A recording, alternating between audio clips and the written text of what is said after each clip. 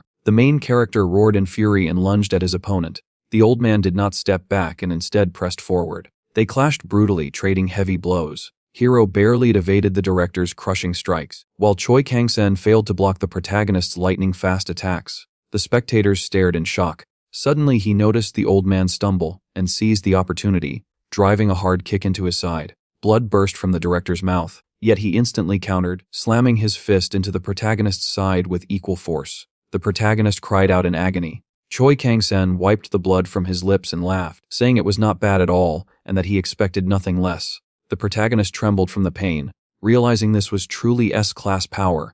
The old man raised his fists again, clutching his stomach. The protagonist declared with certainty that he would defeat him if he used all his strength. The principal pointed at the boy enthusiastically and said the academy needed people like him, so he had to win even if it demanded everything he had. The protagonist lifted his fists and replied irritably that the old man would not live to see that. He sprang forward, warning that he was attacking, but halted when he noticed his opponent trembling. A powerful magical aura coiled around the old man's legs, and a terrifying force erupted from the principal. His blazing eyes showed complete seriousness. The students gasped, whispering that the principal was now fighting at full strength. Shaking, they wondered whether they should intervene. The protagonist showed no fear and charged with a scream. Miri watched in terror, thinking things had gone too far, and that they had to stop it. The protagonist rushed forward as the old man prepared his strike. They launched simultaneous blows. At that instant, a notification appeared before the protagonist's eyes stating that the number 1 had passed the test on the 11th floor of the Warrior's Tower. Another message reported that a loyal follower of the protagonist had presented tribute. He wondered if this was really the time for such things. He remembered that every time he cleared a test, a reward appeared. Seeing the old man's fist hurtling toward him, he decided to defeat Choi Kang-sen first and deal with the rewards later. The director thought he should at least break his opponent's arm. Their fists collided and a magical explosion thundered through the arena. When the light faded, the protagonist stared in confusion while Choi Kang-sen, sweat beading on his face, glared menacingly. Suddenly, a bouquet of roses materialized in front of the protagonist's face. He stared at the stunned director and asked if this was the tribute. Irritated, he flung the bouquet aside, asking why he needed flowers at such a moment. The bouquet flew straight into Choi Kang-sen's face. He turned his head and muttered flowers. At that moment, the silhouette of a terrifying monster appeared before him. Screeching, the man smashed through the net and fled in horror, tears streaming down his face. He thought he could not lose, yet he could not face that creature either. The protagonist watched in confusion and wondered what was wrong with him. Was he allergic to flowers? He wondered if he had one and whether Grandpa would become his believer. He checked his phone but saw no notification and decided he would recruit the man anyway. A message from the ant appeared. Several million residents wished to settle in his territory and begged for mercy and protection. The protagonist grinned, shouting that his believers were increasing on their own, which meant everything was going smoothly. Turning aside, he saw Miri looking at him joyfully and realized it was time to leave. System notifications reported that the settlement's infrastructure had improved and the number of protective walls had doubled. As he walked down the hallway, he read that houses for new believers were complete and that the number of followers had increased. Even after expanding his territory, he realized it was still not enough. The poor boy slapped his face, wondering how he could attract 1 billion believers. The ants pointed at the great god, saying he was telling them something. They asked if it was a prayer text, and the holy maiden urged everyone to pray together.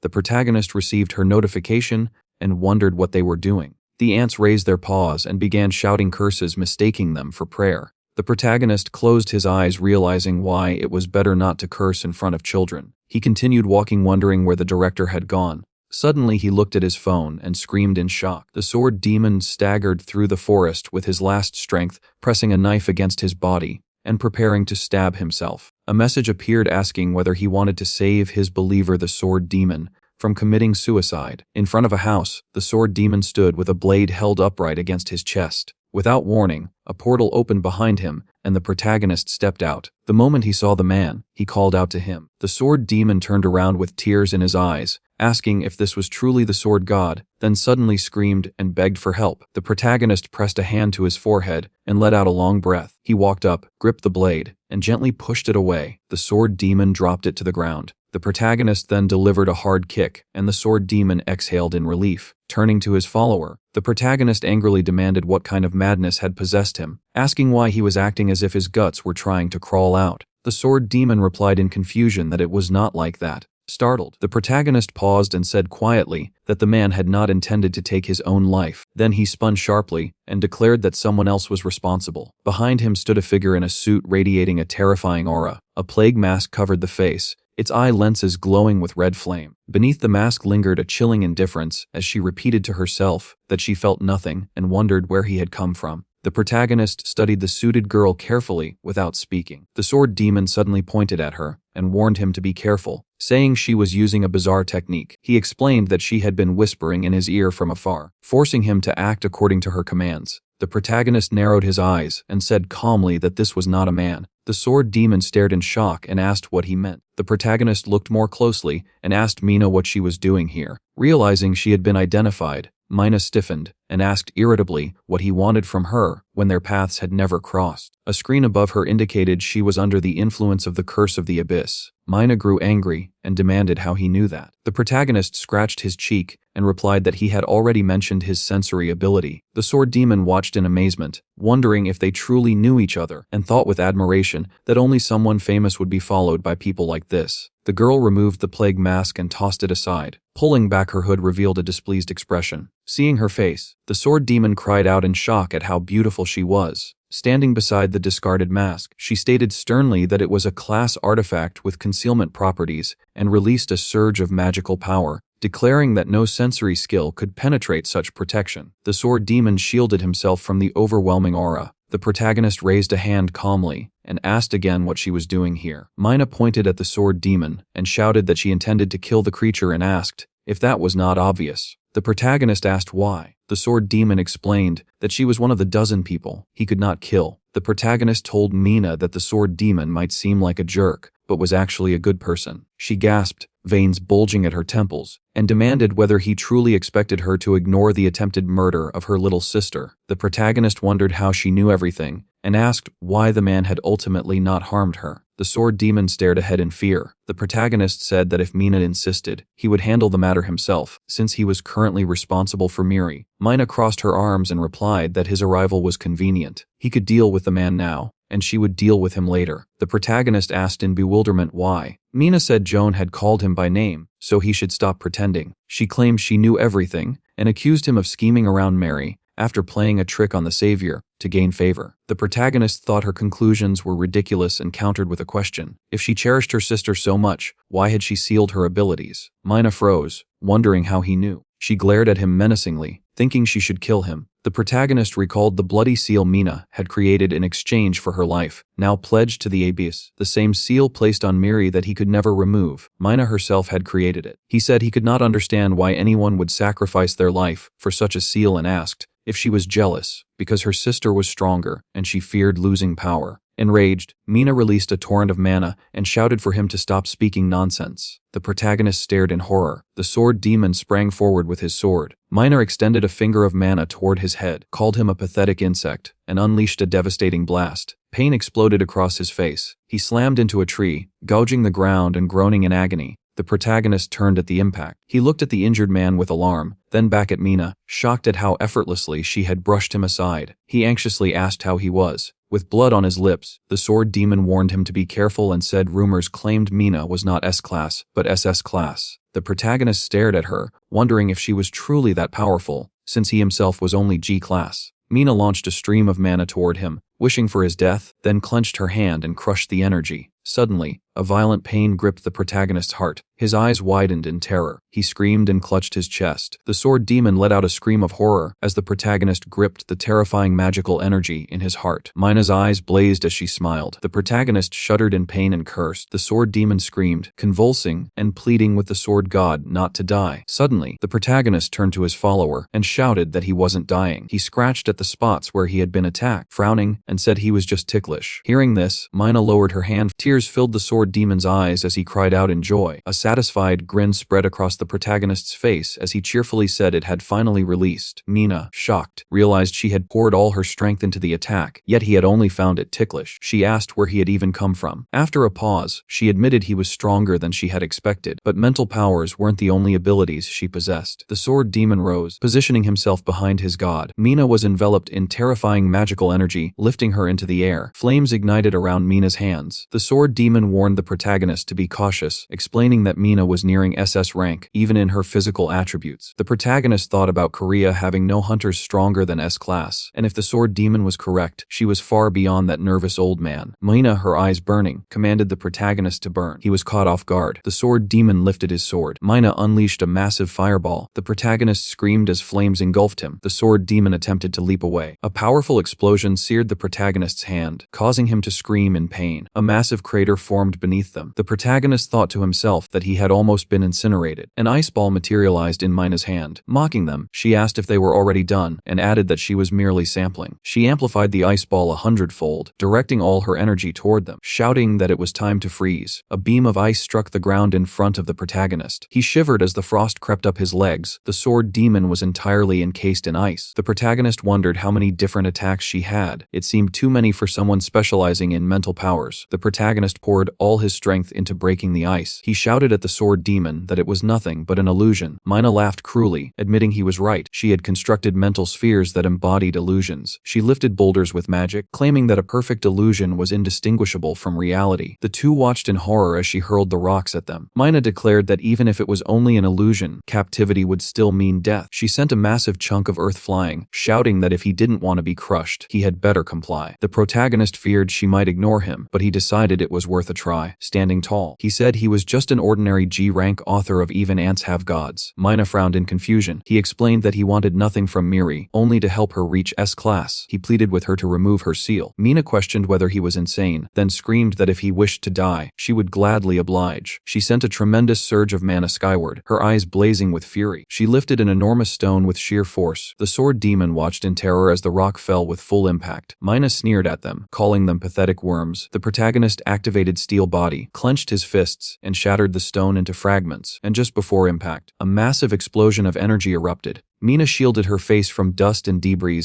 as the protagonist's power tore through the enormous sphere. Shards of stone and earth scattered in every direction, yet he remained completely unharmed. Mina stared, stunned by his strength. The protagonist grinned wickedly, and the sword demon erupted from the ice, exclaiming with joy that he no longer had any doubts about the sword god. The protagonist turned to his subordinate, warning him not to lie, because he could clearly see the doubt when the sword demon had called it an illusion. Frozen, the sword demon sank to his knees and begged for forgiveness. Observing them, Mina assumed he was just an ordinary G-class. The protagonist pressed his foot onto his subordinate and turned to Mina, declaring that he still had matters to settle with her. Appearing directly in front of her, he asked if she would like to speak normally. Horrified by his sudden speed, Mina leapt back and screamed, pressing 2 fingers sharply to his head to activate her power. The protagonist exhaled, wanting only to converse, but Mina suddenly unleashed her ultimate technique, Universal Mind. Her power engulfed him from every direction, lifting him into the air. Confused, he looked around to see a space that was soft yet elastic, with waves rippling beneath his steps and a fresh, natural scent filling the air. Despite the emptiness, he could hear the chirping of summer,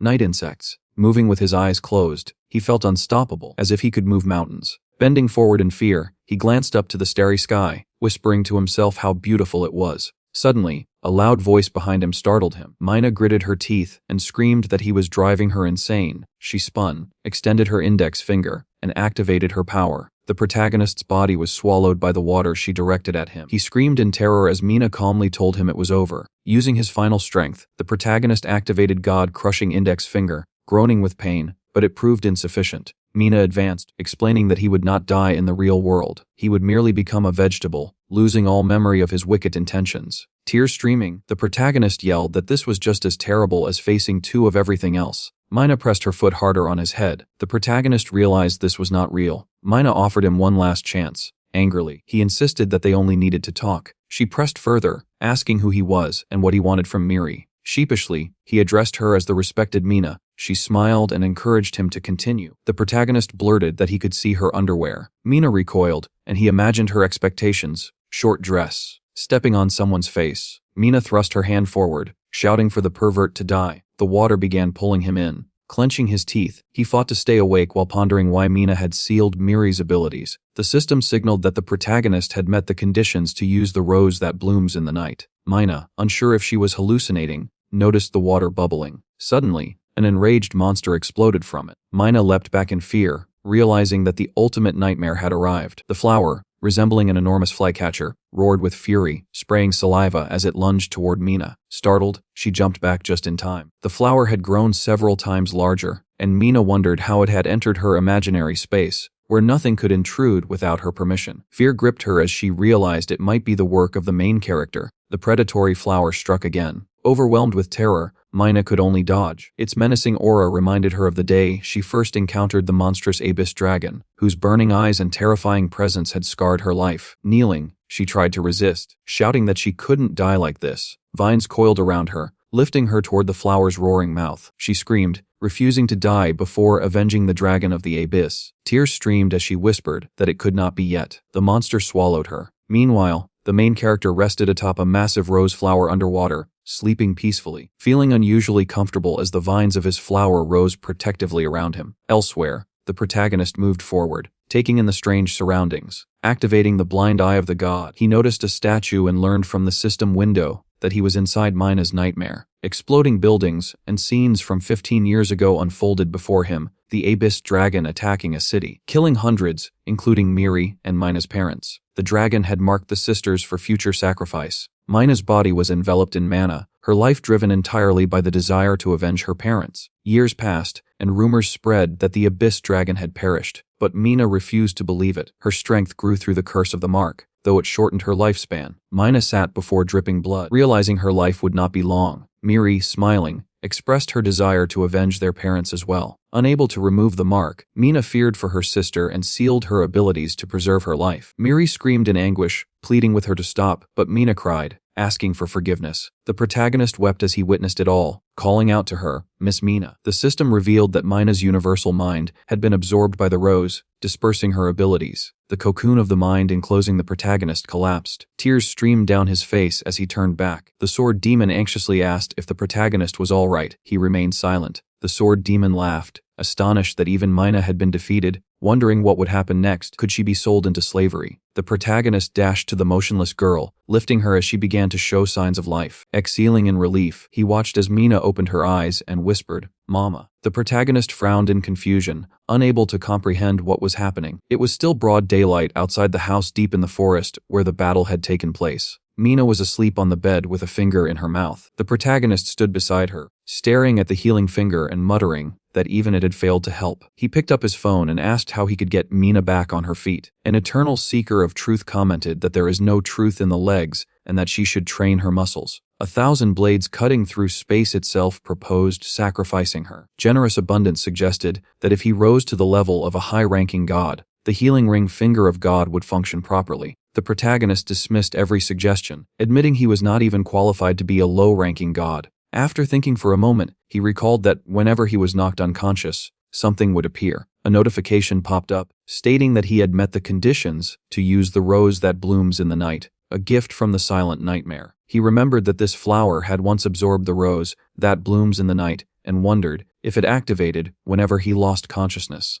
Realizing there might be a clue, he contacted the silent nightmare and asked about his little flower of scarlet wine. The silent nightmare responded that if the rose had consumed her mind, then nothing could be done. Startled, the protagonist asked if that meant he was supposed to leave Mina in this state. The madly eternal nightmare replied that there was still one possible method. Blushing, the protagonist awkwardly asked if he truly needed to spend the night with her. A notification appeared, showing that the silent nightmare was nodding vigorously. When morning arrived, the protagonist woke up on the floor and saw Mina sleeping peacefully on the bed. He gently covered her with a blanket, saying she might catch a chill. She opened her eyes and asked where he was heading. He told her he was going to prepare breakfast and asked if she wanted rice, believing that when the silent nightmare told him to spend the night with her, it was meant in a literal sense. Mina beamed and replied, "Of course, Mommy." Her mind was like clear glass, slowly filling with the old memories the protagonist had absorbed. He realized he would need to share his dreams with her, even though the success rate was low. He asked her name, and she answered Mina. When he asked about her favorite things, she said Miri, her little sister. When he asked what she disliked the most, Mina began trembling and screamed that the flowers were bad. The protagonist understood that, for now, her mind functioned like that of a child. He then read the news reporting that the S-rank hunter Mina had vanished and was suspected to have been kidnapped. Returning her in this condition was impossible, as her fans would tear him apart. He decided to remain hidden in the remote forest until she fully recovered. Outside, the sword demon was practicing a downward slash. As soon as the protagonist stepped out, the sword demon knelt respectfully and greeted him. He presented a groundbreaking sword-style manual that shattered traditional fencing concepts. The protagonist remembered purchasing it to help the sword demon reach S rank, even though it had cost a fortune. He began wondering how he was supposed to obtain 10 S rank followers. Another notification informed him that his S class and above followers had increased by 2. He realized that Ant number 1 had advanced to S class, since recruiting new S-class followers was nearly impossible. He decided to focus on strengthening those he already had. He had spent 20 million Quartermaster Divine coins on the manual and a sword, only to discover a note claiming that true strength lies in one's hands, because fists surpass any blade. Feeling tricked, and knowing that items from the 1,000 blades could not be refunded, he chose to rely on potions instead, reasoning that if they worked on the ant, they might also benefit the sword demon. He ordered the sword demon to drink something and continue his training while he prepared breakfast. The sword demon vowed that he would not disappoint him. While scrolling through his phone, the protagonist saw that Yuan had announced on the news that if anyone dared to harm Mina, he would personally break their neck. Suddenly, a massive explosion erupted behind him. Yuan appeared, wielding intense flames, and demanded to know Mina's whereabouts. The sword demon proclaimed that Yuan should not act foolishly before the almighty sword god. Yuan dismissed him as absurd. Though slightly embarrassed, the demon smirked and claimed that Mina had already been defeated by the sword god. The protagonist told him to stop making things worse. Yuan's face twisted with shock and fury as he shouted that if that were true, they were all doomed. The sword demon charged forward, yelling that Yuan's end had come. Yuan extended his flaming sword and struck. The sword demon's body was scorched black by the fire. This perfectly illustrates an overpowered character. The moment you acquire him, he immediately turns useless.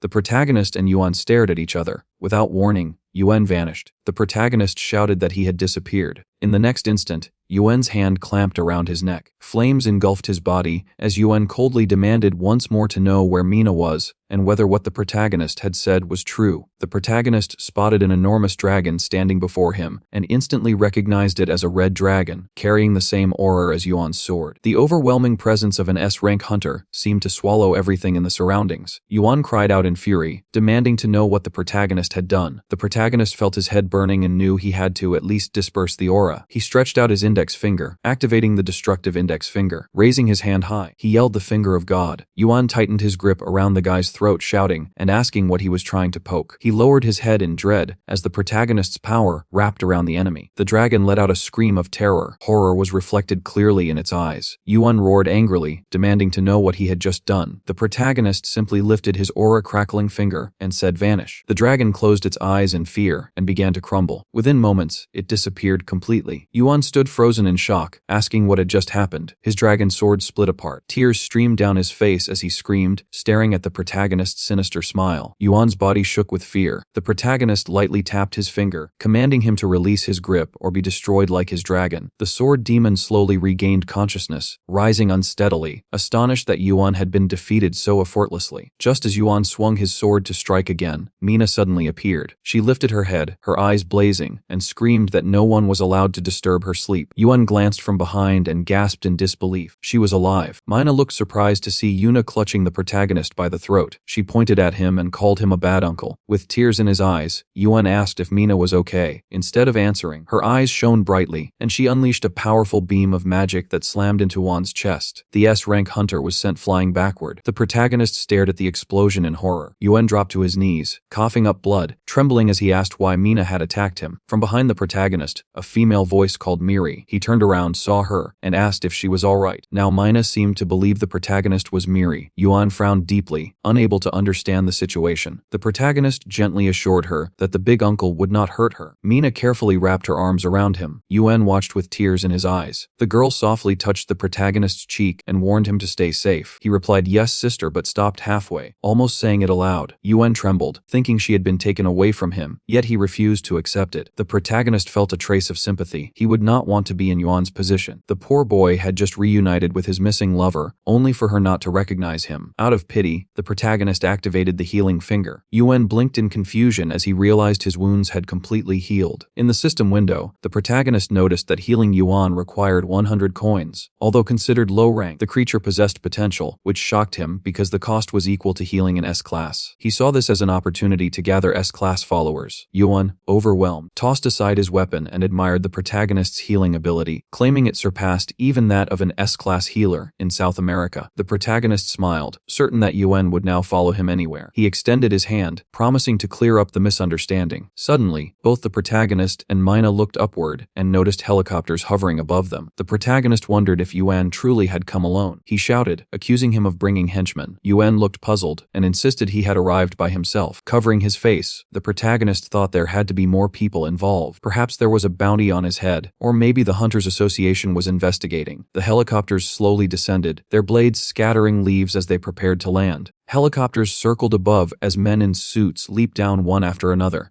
The protagonist muttered that they were gathering like flies. Then he noticed someone watching from inside one of the helicopters. Squinting carefully, he recognized the director. He wondered why the old man's expression was so grim. Was it because he suspected him of being the kidnapper? Miri stood beside the director while Mina pointed at her sister and shouted that she was over there. Mina ran toward the helicopter, frantically waving her arms. The protagonist let out a long sigh, already dreading how troublesome it would be to explain everything. By evening, he had finished recounting the entire incident in detail, including the matter of Miri's seal. As soon as she heard it all laid out, Miri broke down in tears and confessed that it was the reason behind her actions. She threw her arms around her sister, sobbing that she loved her more than anything. The director approached the protagonist with his daughter, who handed him a card. It was a B-class hunter license. He stared at it in confusion since his test results had clearly labeled him as G-class. The girl clarified that defeating the flower monster, combined with the director's personal endorsement, was more than enough to justify the rank increase. The old man grew visibly alarmed at the mention of the monster, and Mina loudly insisted that the flower had been extremely dangerous. The girl calmly continued, explaining that the protagonist's summoning ability was exceptionally powerful and deserved proper acknowledgement. Summoning ability. He recalled the rose that had blossomed in the middle of the night. The director then extended an offer for him to work at the academy. With a B-class ranking, he was qualified to serve as a professor. The protagonist declined immediately, claiming he wanted no part in the hassle. He already had ants to oversee, a novel to complete, and somehow needed to recruit S-class followers. Unfazed, the director raised 2 fingers and offered twice the standard salary. The protagonist asked what that translated to in numbers. When the daughter turned the screen toward him, revealing the figure, he froze at the sheer amount of zeros displayed. In the next instant, he hurried back and enthusiastically declared that becoming a professor had always been his lifelong dream. He eagerly asked when he could begin. Sometime later, he stood in front of his new class at the academy, looking utterly uninterested. The students whispered among themselves that he was the man who had knocked out the gym teacher with a single strike. At his side stood the sword demon, emanating an overwhelming and fearsome aura. The protagonist introduced himself and explained that he would be temporarily filling in as their homeroom teacher. Just as he prepared to start the lesson, Miri reminded him that their regular teacher was responsible for physical education. He paused briefly, then casually suggested that they conduct self-study instead. The entire classroom fell silent in disbelief. He stretched out on the desk and drifted off to sleep within moments. The sword demon struck his weapon against the floor and declared that anyone who disturbed the death god's rest would suffer Dragon Fang's punishment. The students immediately sat still, without making a sound. The following day, the protagonist yawned and instructed them to prepare for exams. The day after that, it rained, so he told them to study independently. The next day, the weather was too pleasant, so they could also study on their own. 4 days slipped by in this manner. Eventually, Myung lost her patience. Crossing her arms, she angrily questioned what kind of teacher slept in class, played with ants, and called it instruction. Meanwhile, the protagonist cheerfully took advantage of the free cafeteria meals, asking Miri why she was eating so little when the food cost nothing. Miri simply smiled and replied that what mattered most was that her teacher ate well. Myung doubted Miri's judgment. How could she admire such an idle teacher who never even bothered to change out of his tracksuit? Miri shyly answered that she understood what made him different. Outside, she added that Mina and the protagonist were likely waiting for her after school.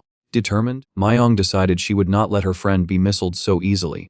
The next day, the protagonist finally startled everyone by announcing actual training. The students were to divide into pairs. Seeing her chance, Myung raised her hand when he noticed there were 21 students and stated that she lacked a partner. She then boldly asked if the teacher himself would pair up with her. The sword demon reacted instantly, demanding to know how she dared to challenge him to a duel. Myung crossed her arms and coolly asked what the issue was, since supervising training was part of the teacher's duty. Before the situation could escalate, the protagonist told the sword demon to relax and agreed to partner with her.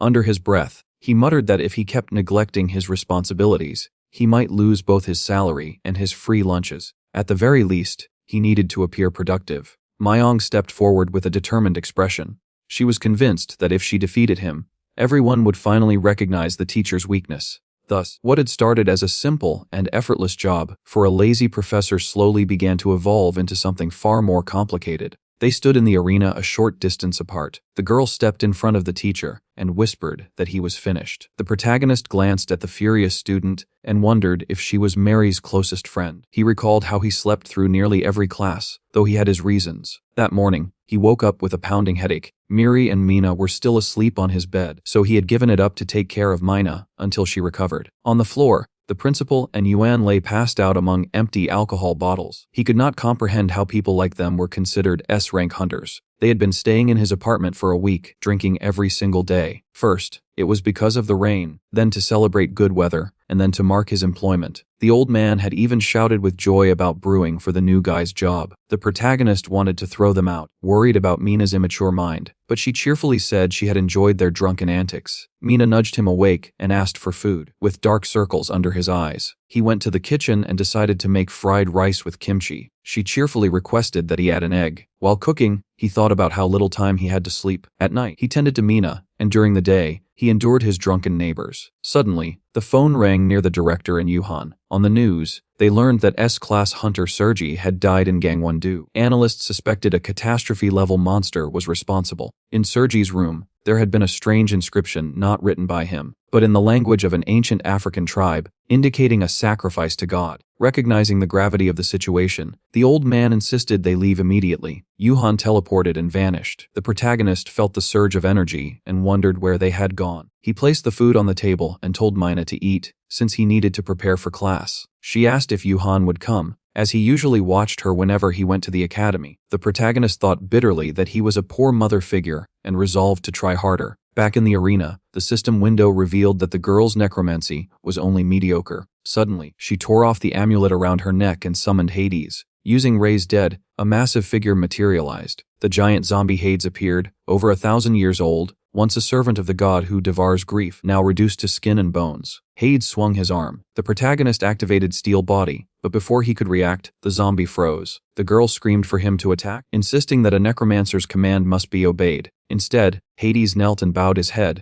greeting the protagonist as the great supreme being. The arena erupted in shock. The sword demon crossed his arms proudly, declaring that even the dead acknowledged the greatness of the sword god. Miri nodded in agreement, clearly delighted. The girl struck Hades repeatedly, demanding obedience, but he refused. He explained that he could not attack, as the protagonist radiated the aura of a mountain-devouring god. Hearing that name, the protagonist recalled seeing it in Hades' system window. Without thinking, he placed his hand on Hades' head. An invisible energy hand descended, and memories surged into his mind. Hades had once been a loyal knight who joined his god out of respect. He had died protecting his master's beloved, and failed his final mission. As punishment, he wandered as a zombie for 1,000 years until Myong summoned him. Moved, the protagonist read in the system window that he now possessed the divine power of the god who devours mountains. The condition to transfer a follower was met. He accepted immediately. Hades became his third follower on Earth. The system then offered an evolution through divine power. Curious, the protagonist agreed. Mana swirled around him, enveloping Hades in magic. The zombie screamed as his body underwent transformation. The crowd erupted, shouting that their teacher had performed a miracle. The protagonist leaned back, wondering if he had truly evolved Hades just like that. Hades was abruptly swallowed by a terrifying aura. He looked down at his hands in confusion as an immense force began consuming them. In mere seconds, his expression warped, his eyes blazed with light, and a crazed grin stretched across his face. A notification appeared before the protagonist, announcing that the giant zombie Hades had evolved into the dark paladin Hades. The protagonist could only stare in shock. The sword demon bowed his head in satisfaction, remarking that, as always, God had worked another miracle, while Miri clapped with delight. A second notification appeared, stating that the Dark Paladin Hades possessed remarkable potential. Hades dropped to one knee before God, expressed his gratitude for the blessing, and pledged his soul as a faithful shield. A system window then appeared before the protagonist, informing him that he now commanded 4 followers with S-class potential. Myong shouted in disbelief, demanding to know what the teacher had done to Hades to make him speak. Suddenly, the protagonist grabbed his head as dizziness overwhelmed him. His knees gave way, and he collapsed. Hades swiftly caught him, reassuring the others that God was merely resting. The sword demon sank to his knees, saying that he had been working without pause, and swore to protect his slumber. Another notification clarified that the evolution had drained a considerable amount of divine power. The protagonist soon found himself beneath a tree in an endless field. Realizing he was inside a dream, he rested with his head on the lap of a beautiful girl called Generous Abundance. She offered a gentle smile and softly stroked his hair, telling him to relax and recover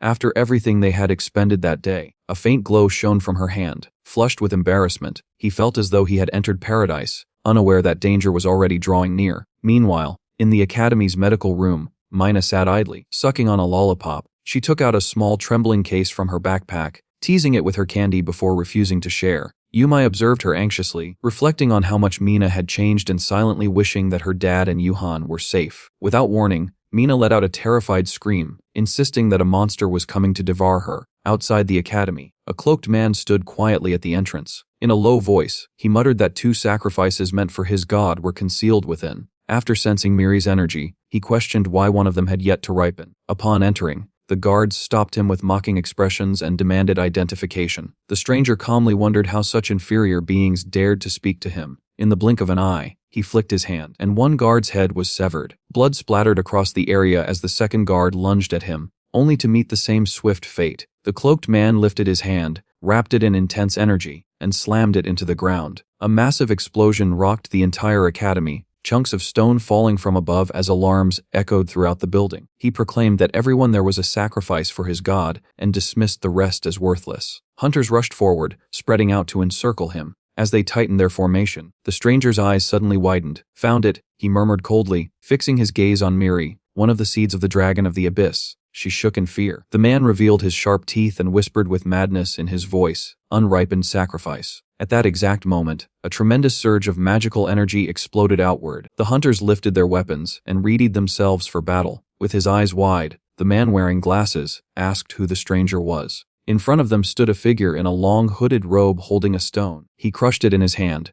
grinding the fragments tightly in his fist. The stranger's eyes flashed as he declared that the annoying parasites must die. With a casual wave of his hand, he hurled the rock fragments forward. The pieces slammed into the hunters with great force and knocked them backward. The sword demon quickly drew his sword and raised it in front of him like a shield to block the flying debris. The disciple frowned fiercely and clenched his teeth. The villain angrily demanded to know how anyone dared to block his attack. At that moment, a voice from the speaker announced that the director and the S-class hunters would arrive soon and ordered everyone to evacuate to the bunker immediately. The girl firmly told her comrade to take the master to the bunker and promised that she would stall for time. The follower replied that Hades would deal with it. The demon burst into loud laughter and declared that they would not succeed. Suddenly, sharp thorns erupted from his back, tearing apart his robe. The heroes watched in shock as a massive monster revealed itself in the hall. The creature opened its mouth and released a terrifying roar. A cluster of dark energy gathered in its paw while waves of magic spiraled around it.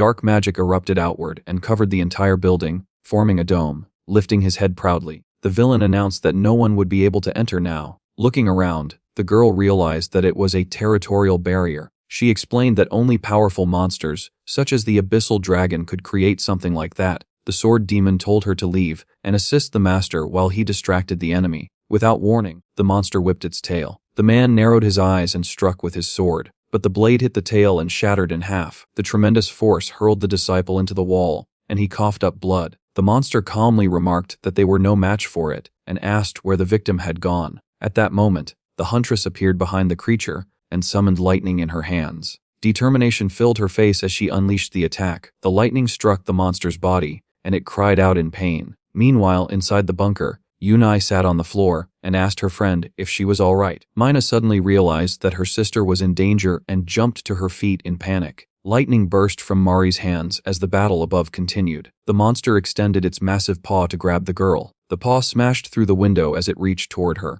The man coughed and asked the sword god for forgiveness. A giant paw slammed the girl against the ground, and the monster stated that she could no longer escape. A slimy appendage extended from its paw and reached toward the schoolgirl. She shut her eyes and called out to the master. Nearby, a woman clasped her hands together and used mind control on the monster, commanding it to stop. The monster turned its head toward her and realized that the seed of the abyss dragon had come to him on its own. Mina clenched her teeth as she noticed that her skill was not working. The board inside her bag suddenly began to tremble. She threw the backpack onto the ground and begged it not to interfere while she tried to rescue her sister. She prepared another spell, but a massive shadow suddenly loomed over her. The monster struck her with its long tail. The woman covered her face from the dust as the tail wrapped around her body and lifted her into the air. The villain told her to wait for her turn. The huntress shouted furiously and demanded that he release her sister immediately. Ignoring her completely, the monster extended its paw and decided to start the ceremony. Mina desperately pleaded for help as the appendage pierced into her hand. With tears filling her eyes, Mina cried out for someone to save her sister and shouted the protagonist's name. At that moment, the protagonist was lying with his head resting on a lap. A desperate scream echoed from afar, and his eyes suddenly opened. Looking up at the sky, the boy asked what had just happened. As he slowly rose from the ground, he said it was time for him to leave. Watching him with fear, Generous Abundance warned that his divine power had not fully recovered yet, and that he could die at the hands of the apostle of the god of destruction. The young man replied that he still needed to help his friends. At that moment, the bag lying on the ground suddenly trembled, and someone reached toward it. The girl narrowed her eyes and called out to her friend, but a powerful paw abruptly slammed her to the ground. The woman burst into tears and begged the villain to stop. The monster extended a long tongue from its paw and announced that the preparations for the blood ritual were complete and that it was time to offer a sacrifice to the god. Suddenly, a sword sliced through the air. The monster turned around just in time to see its tail flying into the sky before dropping to the ground in front of it. Staring at the stump where its tail used to be, the villain screamed in fury that his precious tail had been severed. The protagonist picked up Miri and licked his sword, saying that he wanted to slice the crocodile apart and feast on its meat. The girl looked at him in shock as the protagonist carefully placed her back on the ground. Waves of bloody energy swirled around him. Startled, the monster demanded to know who he was. Opening his mouth wide, the apostle mocked him, asking how such a pitiful person dared to attack him. The young man suddenly rushed forward. The monster tried to crush him with its fist, but he jumped and flipped backward, easily dodging the attack. With wild red eyes, he hung in the air as the monster attempted to bite him with its jaws. The protagonist slashed with his knife, and blood sprayed from the alligator's mouth. The monster slammed its jaws shut, but quickly realized that it had missed. The protagonist pushed himself off the monster's nose and landed on the ground while licking the blade of his knife and calling the lizard delicious. Then the protagonist dashed forward again, delivering several quick slashes with a wicked grin on his face. Watching from the wall, the sword demon realized that this was the legendary swordsmanship he had always dreamed of achieving. The apostle lowered his paw to the ground. Numerous bleeding cuts now covered his body. Raising his knife, the boy calmly asked if that was all the monster could do. The monster admitted that his opponent was strong, but declared that he had not yet revealed his true power. The alligator lifted his hands and proclaimed that such a sacrifice would surely please please the great god. His paws began to grow larger as the monster proudly told his enemy to experience the power granted by the god of destruction. Holding his knife firmly, the young man replied that all he needed to do was slice the lizard into pieces. At that moment, the system reported that the eternal seeker of truth was disappointed in him, while the silent nightmare was cheering him on. Frowning slightly, the player thought that both of them were useless. Suddenly, the apostle's body began to transform. His skin turned dark and matte black. The monster stared at him with a menacing expression. Noticing that the enemy had actually become smaller, the protagonist assumed that this transformation would only make him weaker. He leaped forward and slashed with his knife, leaving a long red trail in the air. However, the blade failed to leave even the slightest scratch on the monster's body. The guy frowned as he realized that even the ultra blade was useless against this new skin. Even so, he continued attacking and unleashed several rapid strikes. Sparks burst into the air with every blow. But suddenly the monster caught his hand and grinned, saying that such a tiny toothpick could never pierce the skin granted by God. The monster then drove a heavy punch into his stomach. The protagonist spat out a mouthful of blood as the powerful strike sent him flying backward. A massive cloud of dust and smoke rose in the square in front of the building. The apostle slowly walked toward his defeated opponent. Holding his stomach, MC realized that he could barely move. The monster grabbed his head and lifted its other paw, asking if he wanted to experience the power of his god. A tendril slowly stretched out from the monster's paw. The lizard proudly presented the young man as a delicious sacrifice to the great god. The tendril slowly moved closer to the protagonist's face. The young man clenched his teeth. MC tried to activate the divine ring finger to heal himself, but the system reported that he did not have enough divine power to use the healing finger. Biting his lower lip, the player realized that the situation had become extremely dangerous. His eyes gleamed as blood spread across the floor,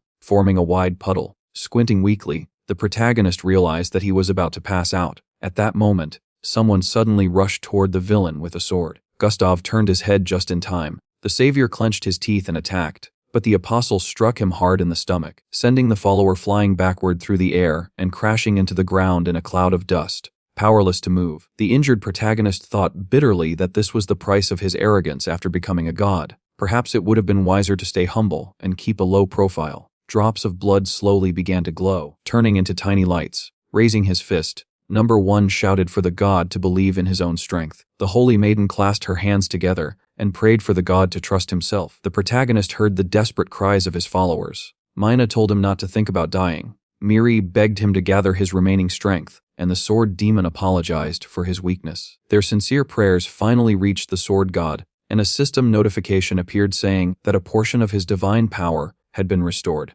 At that very moment, a long tongue suddenly shot out from the monster's paw. The system reported that the user had obtained new skills. The young man's glowing eyes widened as a knife suddenly appeared in his hand. With a swift movement, he slashed forward and cut off the slimy appendage. The monster stared at the severed stump of its arm in disbelief before letting out a furious roar. The protagonist activated the skill transmission of the heavenly sword and unleashed the first divine sword. A tremendous surge of energy erupted beneath the protective barrier. Outside the dome, Yuhan attempted to break through but failed. The director explained that his abilities were useless against the barrier. Suddenly, cracks spread across the barrier. A powerful shockwave rippled outward, shaking the entire city. Inside the dome, the protagonist stretched out his arms and leapt forward. Watching him slice through the air with a knife, the apostle demanded to know what he was doing. With a cruel grin, the protagonist answered that he was preparing a massacre. His knife shattered into countless fragments, multiplying as they rushed toward the enemy. The monster raised its arms to shield its face and called him insane. When the attack finally ended,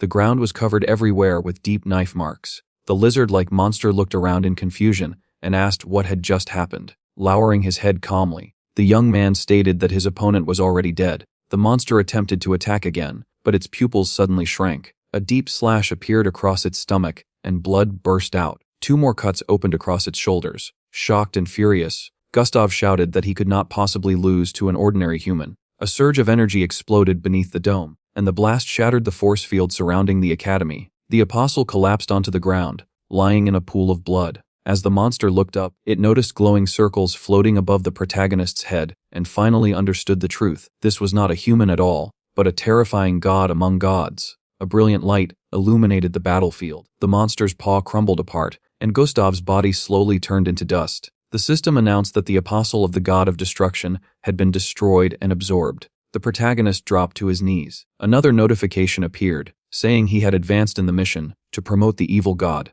The director and the others rushed toward him. The old man grabbed his shoulder and desperately begged him not to die. The protagonist's hand loosened, letting the knife fall to the ground, and Yuhan cried out in horror. However, the monster standing nearby calmly explained that the master was only sleeping. Inside a strange dream world, butterflies drifted through a greenhouse while carnivorous plants filled a dense forest. The protagonist realized that he was lying on the tongue of a massive man-eating plant created by Silent Nightmare. The creature explained that the saliva of its pet could remove curses and poisons after proper processing. Unfortunately, his clothes were now completely soaked with sticky slime. A system notification then informed him that he needed to take one final sip. Before he could even react, the monster suddenly lifted its tongue and swallowed him. The carnivorous plant shook violently as cries for help echoed from deep inside its belly. The protagonist suddenly opened his eyes and woke up in his bed. Mina was sitting beside him and told him that he had been asleep for an entire week. He stared at her in disbelief, shocked that only a week had passed.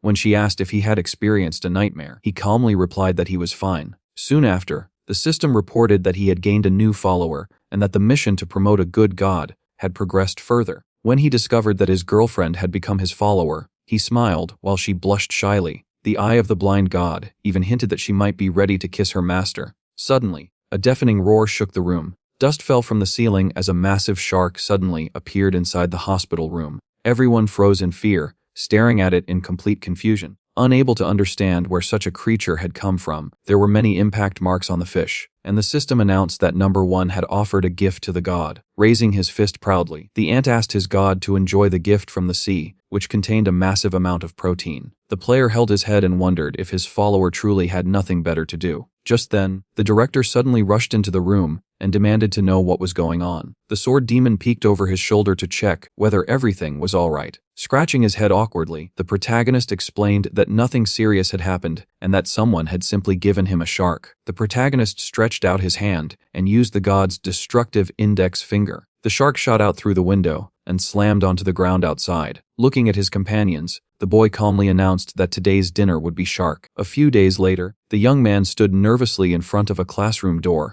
Inside, the students were talking about their new teacher. They said he was the association's secret weapon and the man who had defeated an SS-class monster while they were hiding in the bunker. The protagonist heard every word clearly. The sword demon stabbed his weapon into the floor and proudly proclaimed that the students had finally recognized the greatness of the sword god. At that moment, Mayong stood up and instructed everyone to greet the teacher. The protagonist realized that she had actually been the class president the entire time. The students bowed respectfully, and the protagonist covered his mouth, thinking that this was the first time the students had shown him such respect. The children smiled proudly for their teacher. Thinking back to the battle with Gustav, the protagonist said that it had been a long time since they had properly studied. The students immediately grew tense, assuming he was about to assign extremely difficult work. However, he simply smiled and said it was only a joke. Instead, he announced that today they would be having a medical examination. The students gathered outside the examination room. Hijo sat beside the teacher while sweat rolled down her face. The system displayed that she was suffering from anemia, even though it was difficult to notice with the naked eye. The protagonist realized that the status window could be used for medical diagnosis and asked her to remain still. Raising his hand, he activated the healing little finger of a god. A green aura surrounded the girl, and she instantly felt better. She asked how he had done it. The protagonist silently praised himself as a genius doctor and called the next student. Suddenly, Miri and the sword demon walked into the room and asked to be examined as well. The protagonist frowned and reminded them that he had already checked them at home. They insisted that the atmosphere at school felt different,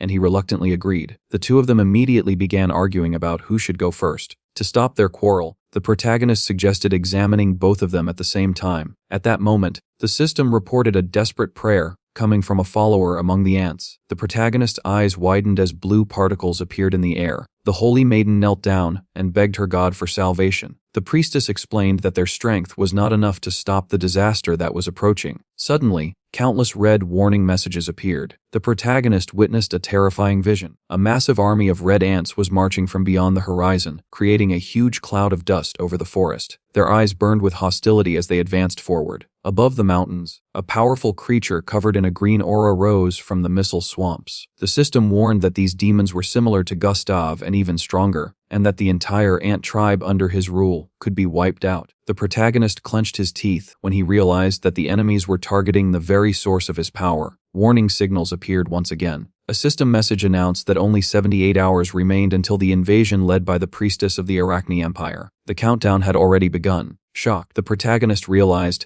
that an army of 100 billion beetles was approaching and that ordinary insecticides would never be able to stop them. Crossing his arms, he wondered whether he could truly protect the ant tribe, especially after how difficult the battle with Gustav had been. Miri and the sword demon noticed the change in his expression and asked what had happened. Demonic beasts with burning eyes were already marching forward to destroy the followers of the evil god. Holding his head, the protagonist wondered what he should do. Then he suddenly remembered the promotion mission. A strange smile slowly appeared on his face, confusing his friends. The system showed that he still needed 4 more S-class followers. Clenching his fist tightly, the protagonist realized that he had to complete the mission as quickly as possible. Director was sitting in the dining room, his plate piled high with meat, rice, and vegetables. Peeking from around the corner, protagonist decided that this man could be his key to salvation. He walked over and took a seat nearby. The system reported that the man was grateful to the user for saving his daughter and that his physical strength far exceeded normal limits. The old man looked at him and asked what he needed. Protagonist explained that he had a small request. The director of the academy raised an eyebrow, but soon a smile spread across his face as he agreed to help, saying he trusted his friend. However, when the system checked his description, nothing had changed. Seeing this, the MC scratched the back of his head in frustration. Miri whispered to her sister that it was impolite to stare. The protagonist realized that even Mina had trouble believing in him and wondered how he could find 4 more people. Looking at the director, he wondered why the system hadn't counted him as a follower. Smiling, protagonist said he only wanted to build a trusting relationship. Narrowing his eyes, the director suddenly declared that he would not give him his daughter. The boy frowned, thinking he didn't need her. Miri and Mina blushed as the old man warned him not to even consider it. Protagonist reassured him that he was not attracted to older women. The S-rank huntress pouted, while the director angrily stabbed his spoon into the table, asking if his comrade didn't like his daughter. Trying to calm things, the headmaster asked if protagonist had really helped students with his healing abilities. The protagonist confirmed this and explained that Mina had improved thanks to his healing skill, as she had initially been unable to speak or recognize anyone. He then asked if anyone else needed his help. Lowering his head, the director asked if he could heal someone on the brink of death. At that moment, a new task appeared in the system to heal an old friend of the man. Protagonist smiled confidently and said he could handle it, hoping to gain another S-class follower. Later, they arrived at a hospital. Many people dressed in black were guarding the room. Inside, a girl lay unconscious on a bed of flowers. The protagonist was surprised, as she looked more like his friend than an old man's companion. The director explained that she was a fortune teller, and people like her did not age. She looked the same as when they first met, though her hair had turned white. He added that they had fought countless deadly battles together, and had even saved Korea from destruction. The girl slept quietly, surrounded by a bright aura. Doctors and healers had tried to save her but failed. The director explained that his friend had exhausted her life force and had been forced to absorb energy from plants just to survive. He asked protagonist if there was any way to save her. The protagonist said he would try. Observing her, he noticed that the system did not display her age for the first time and assumed it was a glitch. Suddenly, a mysterious voice spoke, saying that asking a woman's age was not gentlemanly. Glowing eyes appeared on the ceiling, and light smoke surrounded protagonist as he realized the fortune teller had summoned him into her astral space. He found himself in a blooming garden. A girl named Mireille greeted him and asked if he liked the place. Protagonist quickly realized this was not a dream, but an astral projection. Red waves of energy swirled around her. Mireille confirmed that she was the fortune teller and even called him by name. Shocked, protagonist asked how she knew him. She calmly replied that she knew the name of the chosen one. According to her visions, he was the embodiment of evil, though he appeared kind and simple in reality. She admitted that in her vision, she would eventually try to destroy him. Protagonist asked why she had brought him to the astral world. Mireille explained that her physical body was near death and she wanted to personally verify whether he was truly dangerous. The protagonist asked her to send him back so he could heal her body, as only 68 hours remained until army enemy arrived. Mireille shook her head, saying her body could not be healed. Instead, she instructed him to use his power within the astral space, as his ability was far greater than he realized. Protagonist activated the healing ring finger of a god. Waves of green energy spread around them, and the system announced that healing had begun. Mireille floated into the air as the power enveloped her body. Soon, another notification appeared: the healing had failed because the user lacked divine power. Protagonist clenched his teeth in fear. Mireille slowly descended, leaves swirling around her. Confused, protagonist asked what was happening. The woman fell to her knees but smiled at him and said she believed in him. She explained that he still did not understand the full extent of his power and had chosen to entrust her fate to him. The fortune teller lifted her eyebrows, and the system evaluated her strength as equal to 2 S-class followers. Frowning, the protagonist realized he still needed to find 2 more followers. The huntress explained that if he kept saving small worlds, he would eventually gain the power to save his own world. A tree was reflected in her eyes. Surprised, the boy understood that she was referring to the ant kingdom. He hoped that when the time finally came, he would be able to protect everyone. Small particles of light began forming around her. Reaching out his hand, the young man asked her to stop, saying he did not have much time. Closing her eyes calmly, she told him not to worry, because the answer to his problem was much closer than he believed. A moment later, her body dissolved into shining dust and light. Immediately, the system notified him that a new ability had become available. Startled, the MC realized it was a Murray skill, but another message quickly appeared saying he lacked enough divine power. The disappearing world collapsed beneath his feet, and the player's eyes widened with fear. When the smoke finally faded, the director placed his hands on his shoulders and asked if he was all right. Clenching his teeth, the protagonist remembered that the solution was right beside him. Above the academy gym, clouds moved slowly across the sky while students played basketball. Holding a phone to his ear, the protagonist realized he had failed the director's quest, but he soon thought of another method to gain followers. If the solution was really nearby, as Murray had said, then he only needed to look more carefully at the people around him. Lowering his head, he placed an order that had to be delivered by tomorrow, even if it meant spending all his divine coins. Not far away, the sword demon was training with his weapon. His blade cut through the air with powerful swings. The system reported that he now possessed the sword of the heavenly demon god. The MC remembered paying 20 million for it and hoped his friend would eventually reach S-class. It was described as a technique from a secret collection of 1,000 blades, a style capable of slicing through space itself. Holding the book, the follower complained that the technique felt too calm for his aggressive combat style. The fanatic said the heavenly demon god sword technique felt overly restrained and prevented his energy from flowing freely. The protagonist watched silently as the sword demon kept practicing. Sweat rolled down his face while dust rose from the ground with every powerful swing. Mayong watched him with admiration and called him cool. When he called her over, she asked how she could help, but the follower clarified that he was actually speaking to the summoned monster standing beside her. The monster asked if he truly wanted to lose again. Smiling confidently, the fanatic replied that he felt certain he could defeat him today. Watching them, the protagonist wondered if an A-class fighter could possibly defeat an S-class opponent. The duel started immediately. Charging forward, Hades warned his opponent not to expect mercy. The sword demon declared that he had mastered the heavenly demonic sword and slashed forward with glowing eyes. However, the follower suddenly froze when he realized his opponent had vanished. In the next instant, the monster struck him from behind. The fanatic dropped to his knees while the monster calmly explained that technique alone was not enough to defeat him. The sword demon promised he would win next time before collapsing face down on the ground. Hades lifted him over his shoulder and said he still had the potential to succeed. He then carried him toward the infirmary while Mayong followed closely behind. Watching them leave, the protagonist believed his friend truly had the potential to become S-class, although it would not happen right away. He opened another energy drink. The system reported that his divine power had increased by 1%. Even after drinking 2,000 bottles, the improvement remained small, and he realized the battle would begin very soon. Turning toward his friends, he asked how they were doing. Mina placed her hands on her sister's head, planning to remove the seal so Miri could defend herself and avoid falling into the hands of the abyss dragon. Miri closed her eyes, and once the seal was removed, lightning flashed briefly. When asked if everything was all right, Miri calmly replied that she was fine. Believing she might also reach S-class, the protagonist encouraged Mina not to push herself too hard. Mina suddenly remembered that he once said he liked younger girls. Her cheeks turned red, and she quickly looked away in embarrassment and anger. Confused, the protagonist scratched his head and offered her some candy instead. The huntress immediately accepted it and happily began eating the lollipop. The young man wondered when his girlfriend would finally return to normal. He then thought that if both Miri and the sword demon managed to reach S-class, the quest would finally be completed. There were only 2 days left before the invasion. Remembering something important, he asked the girl to tell the sword demon to guard the academy while he stepped out for a while. When she asked what he needed to do, the protagonist simply replied that he wanted to sleep. Stepping onto the mattress, the MC thought he had one last hope. He wrapped himself in a blanket and decided to train with the stalkers, because time in the dream world flowed much slower than in reality. 3 months there equaled only 2 days in the real world. Smiling, the protagonist realized he could become far stronger during this time. In the temple of the god of the sword, huge blades were stuck in the ground, and 1,000 blades sat on the throne. The protagonist raised his eyebrows, remembering the first time he came here and how the man's crazy eyes had almost made him cry. Raising his head, head. The protagonist asked if the knife that broke during the battle with Gustav had been repaired. The system reported that the blade had shattered into many fragments and needed more time to be restored. The protagonist held out his hand and asked to borrow something. The stalker replied that it would cost 1 million divine coins. Shocked, the writer asked why the price had doubled since last time. Thousand Blades grinned and reminded him that he had no other option. Looking at the system window, the protagonist sighed and paid the 1,000,000 coins, hoping he was not being cheated. Suddenly, a rift opened, and a wooden katana flew out. Confused, the protagonist asked why he needed a wooden sword that looked more suitable for brushing teeth. The stalker smiled and explained that it was far more special than it looked. A description appeared. It was the training sword once used by the founder of the Husham sect. Surprised but intrigued, the protagonist decided to test it since the money could not be returned. When he activated the Ultra Blade, the katana began to shake. The system explained that once synchronization reached 50%, a miracle would occur, and the synchronization would increase through training. The protagonist noticed the sword reacting as if it wanted to say something. When he asked about the miracle, the stalker only grinned and announced that hellish training would begin. A massive sword suddenly struck the protagonist, but he blocked it with the wooden katana. His eyes widened in disbelief that the wooden weapon could withstand such power. Thousand Blades then ordered him to attack. The protagonist crouched, realizing he could not even touch him. The stalker said that blocking 10,000 strikes was impressive, but now it was time for 10,000 more. Clashing swords filled the air as the writer trained relentlessly. Empty energy drink bottles piled on the rocks. Only 20 hours remained before the invasion. Breathing heavily, with sweat running down his face, the protagonist finally noticed a weakness. He lunged forward, and the wooden sword pierced Thousand Blades' body. The stalker looked back in shock. The protagonist frowned with determination. He had finally wounded his opponent. The synchronization rose to 47%. The protagonist drank another energy drink. The eternal seeker of truth praised him, but demanded the same potion. Hugging the bottle, the protagonist complained that it cost money, but the stalker snatched it anyway. Next came strength training in the Temple of Muscles, filled with weights and dumbbells. Holding a whip, the stalker declared that muscles must be trained before battle. The protagonist was struck across the back with the whip and nearly cried, feeling like a slave. Still, the stalker praised him and ordered him to lift a 2-ton dumbbell. Thinking of protecting his ants, the protagonist lifted the massive weight. Lightning flashed around it as he pressed it from his chest and raised it above his head, his arms shaking and veins bulging from the strain. Finally shouting in triumph, he succeeded. The eternal seeker of truth applauded and told him to drink potions to prevent muscle loss. Exhausted, the protagonist collapsed and drank another energy drink. 10 hours remained before the disaster. Then it was the Silent Nightmare's turn. Annoyed, the protagonist realized he would have to sit inside its stomach again. Trapped in the throat of a giant carnivorous plant, he struggled to stay awake. With the wooden katana, he pierced the stem and burst out of the plant, though the wound healed instantly. Venus flytraps opened their mouths around him while the Silent Nightmare demanded that he be tougher next time. The protagonist sighed, convinced that all the stalkers were insane. 1 minute remained before the invasion. Clutching his head, the protagonist realized his synchronization was still at 49%, only 1% short. With no time left, he asked the plant if it really wanted something tough and rushed forward. Grinning, he dashed through the forest of carnivorous plants, slashing them with his katana. Wounds split across their stems while the Silent Nightmare trembled with excitement. The Venus flytraps blood as the protagonist cut through them again and again. Frowning angrily, the protagonist shouted for them to stop enjoying it and give him the final 1%. Only 1 second remained before the invasion. The MC's face was drenched in sweat. A notification appeared before him, showing that synchronization had reached 49.9%. Gritting his teeth, the protagonist shouted that he was about to lose his mind. Behind him, a stalk emerged, and the Venus flytrap snapped open its mouth. The Silent Nightmare seemed to confirm that this stick was truly the best. Moments later, the synchronization hit 50%. The system informed him that he could now travel to either Antria or the Ant Kingdom. The protagonist opened his mouth in shock and angrily demanded where the promised miracle was. The notification explained that the intelligence and endurance of his Class S followers had risen thanks to the synchronization. Raising his eyebrows, he realized it referred to the Sword Demon and Miri. If they had genuinely become Class S, that would certainly qualify as a miracle. Suddenly, numerous red warnings flashed. The system declared that a holy battle had commenced, putting the user's life in immediate danger. The young man understood he had to rush to Antria, while also remembering that a delivery was due at the academy. Meanwhile, a cloud of dust rose above a castle, surrounded by a massive army of red ants. Arch sat upon the throne, smirking proudly. She declared that the fortress constructed by the evil god's followers was impregnable. The infectious fly, Beelzebub, lifted her staff and vowed not to disappoint the queen. The insects soared into the air, mocking their enemies as insignificant. From the fortress wall, the holy maiden realized that even her sacred powers were insufficient to stop such an enormous horde. Following the merciful god's command, the priestess decided to stay put on the walls, nails. The fly raised its hand and prayed for a divine curse to strike their enemies. Green energy swirled in her hands as she drew in a deep breath. The insects readied themselves to spread a lethal infection blessed by the god of infection. Suddenly, a rift tore open in the sky. A giant foot crashed down onto the ant army, splattering blood across the white socks as the protagonist stepped out of the rift. Grinning, he realized that the exterminator had arrived and that the necessary supplies had reached him just in time. A can of insecticide hovered in midair. The fly trembled upon noticing an inscription in the language of the evil god. When the protagonist turned toward her with eyes burning like fire, she immediately understood they had no chance and ordered her comrades to retreat. But it was already too late. The god's crushing index finger activated the insecticide. Combined with Johan's telekinetic power, the cans released a deadly gas. The toxic fumes blasted the fly backward. Blood spurted from its mouth as it realized this was the most lethal poison ever known. The gas tore through its body, and one by one, flies began dropping from the sky. The poison spread throughout the battlefield, covering the entire ant army. Horrified insects cried out warnings to avoid the gas. Some recognized that their enemy was the legendary evil god, revered by savages. Seeing panic ripple through the ranks, Arch raised her hand, commanding her army to stand firm and threatening to execute anyone who tried to flee. The MC observed the massive horde of ants and thought they could easily blanket the entire island. Irritated, Arch leaped from her throne and demanded to know if the evil god truly expected the same tactic to work twice. At her signal, a winged saber-toothed tiger launched forward. Its powerful wing beats scattered the insecticide fumes. The protagonist shuddered as he watched the smoke disperse and worse, drift toward his own followers. Thinking fast, he used the god's index finger alongside telekinesis to create a massive cloud of smoke. The insecticide cans rose into the air, forming a swirling whirlwind above the ant army. Frowning, Arch realized yet another trick had been played against her. Gritting his teeth, the MC thought that if he had hesitated even slightly, his own followers might have been harmed. Squinting at the battlefield, he wondered what that cat was up to. The strong and cunning beast opened its mouth. The tiger devoured the ant, leaving the protagonist stunned. He noticed that the monster grew stronger with every victim it consumed, and thought it was utterly cruel. Watching her pet, the spider considered that sacrificing countless lives was acceptable if it meant obtaining power akin to a god. Flashing her purple eyes, the queen commanded a squad of blind suicides to be released. Frustrated that his insecticides had failed, the protagonist readied himself for action. Suddenly, a swarm of dragonflies appeared, each carrying red ants with bandaged eyes. Smiling, Arch realized that,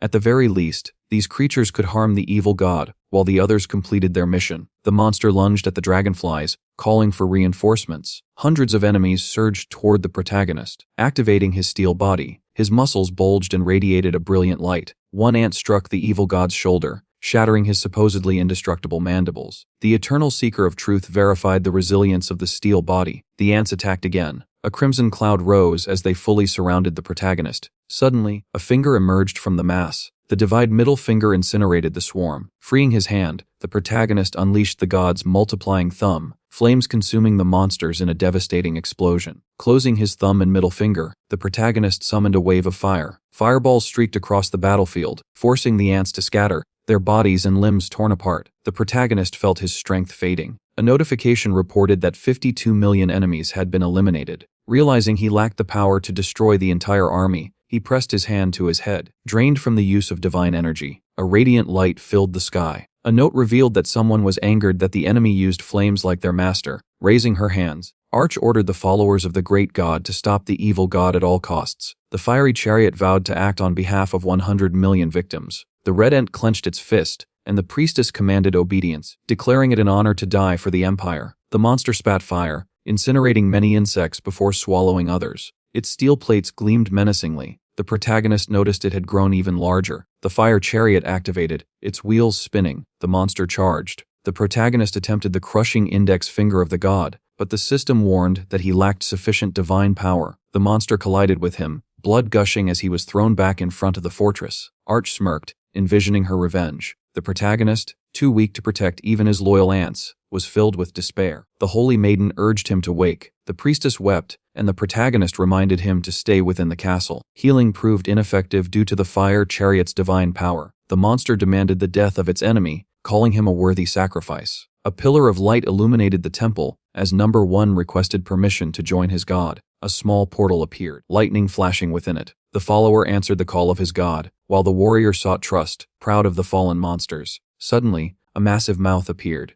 The insidious beast seized number 1. The saber-toothed tiger dismissed him as ordinary. The predator soared into the sky. The protagonist braced himself for the end. 1,000 Blades reported that the fruit knife had been repaired. Light radiated from the protagonist, and a colossal sword emerged from the rift. Protagonist gripped the sword in his hands. Lightning crackled along the hilt, casting a bright glow around him. His eyes widened as a surge of power coursed through his body. He pushed himself to his feet, teeth gritted, and activated the skill transmission. The monsters recoiled, sensing imminent danger. MC leaped, unleashing the power of the heavenly demon. The strong and cunning beast soared high into the air. The fire chariot tried to dodge while running, but the protagonist smirked, asking where it was going. A blinding light struck the monster's face as protagonist's sword sliced through its armor. Blood sprayed, and burning debris rained from the sky. Light seethed at the loss of the precious body his master had crafted. The Lord of the Abyssal Swamps glared with blazing eyes. Protagonist swung, severing all its heads. Blood spurted, yet the saber-toothed tiger remained high above. Gritting his teeth, protagonist resolved to reach it, aware that his divine power alone wasn't enough. Pain shot through him,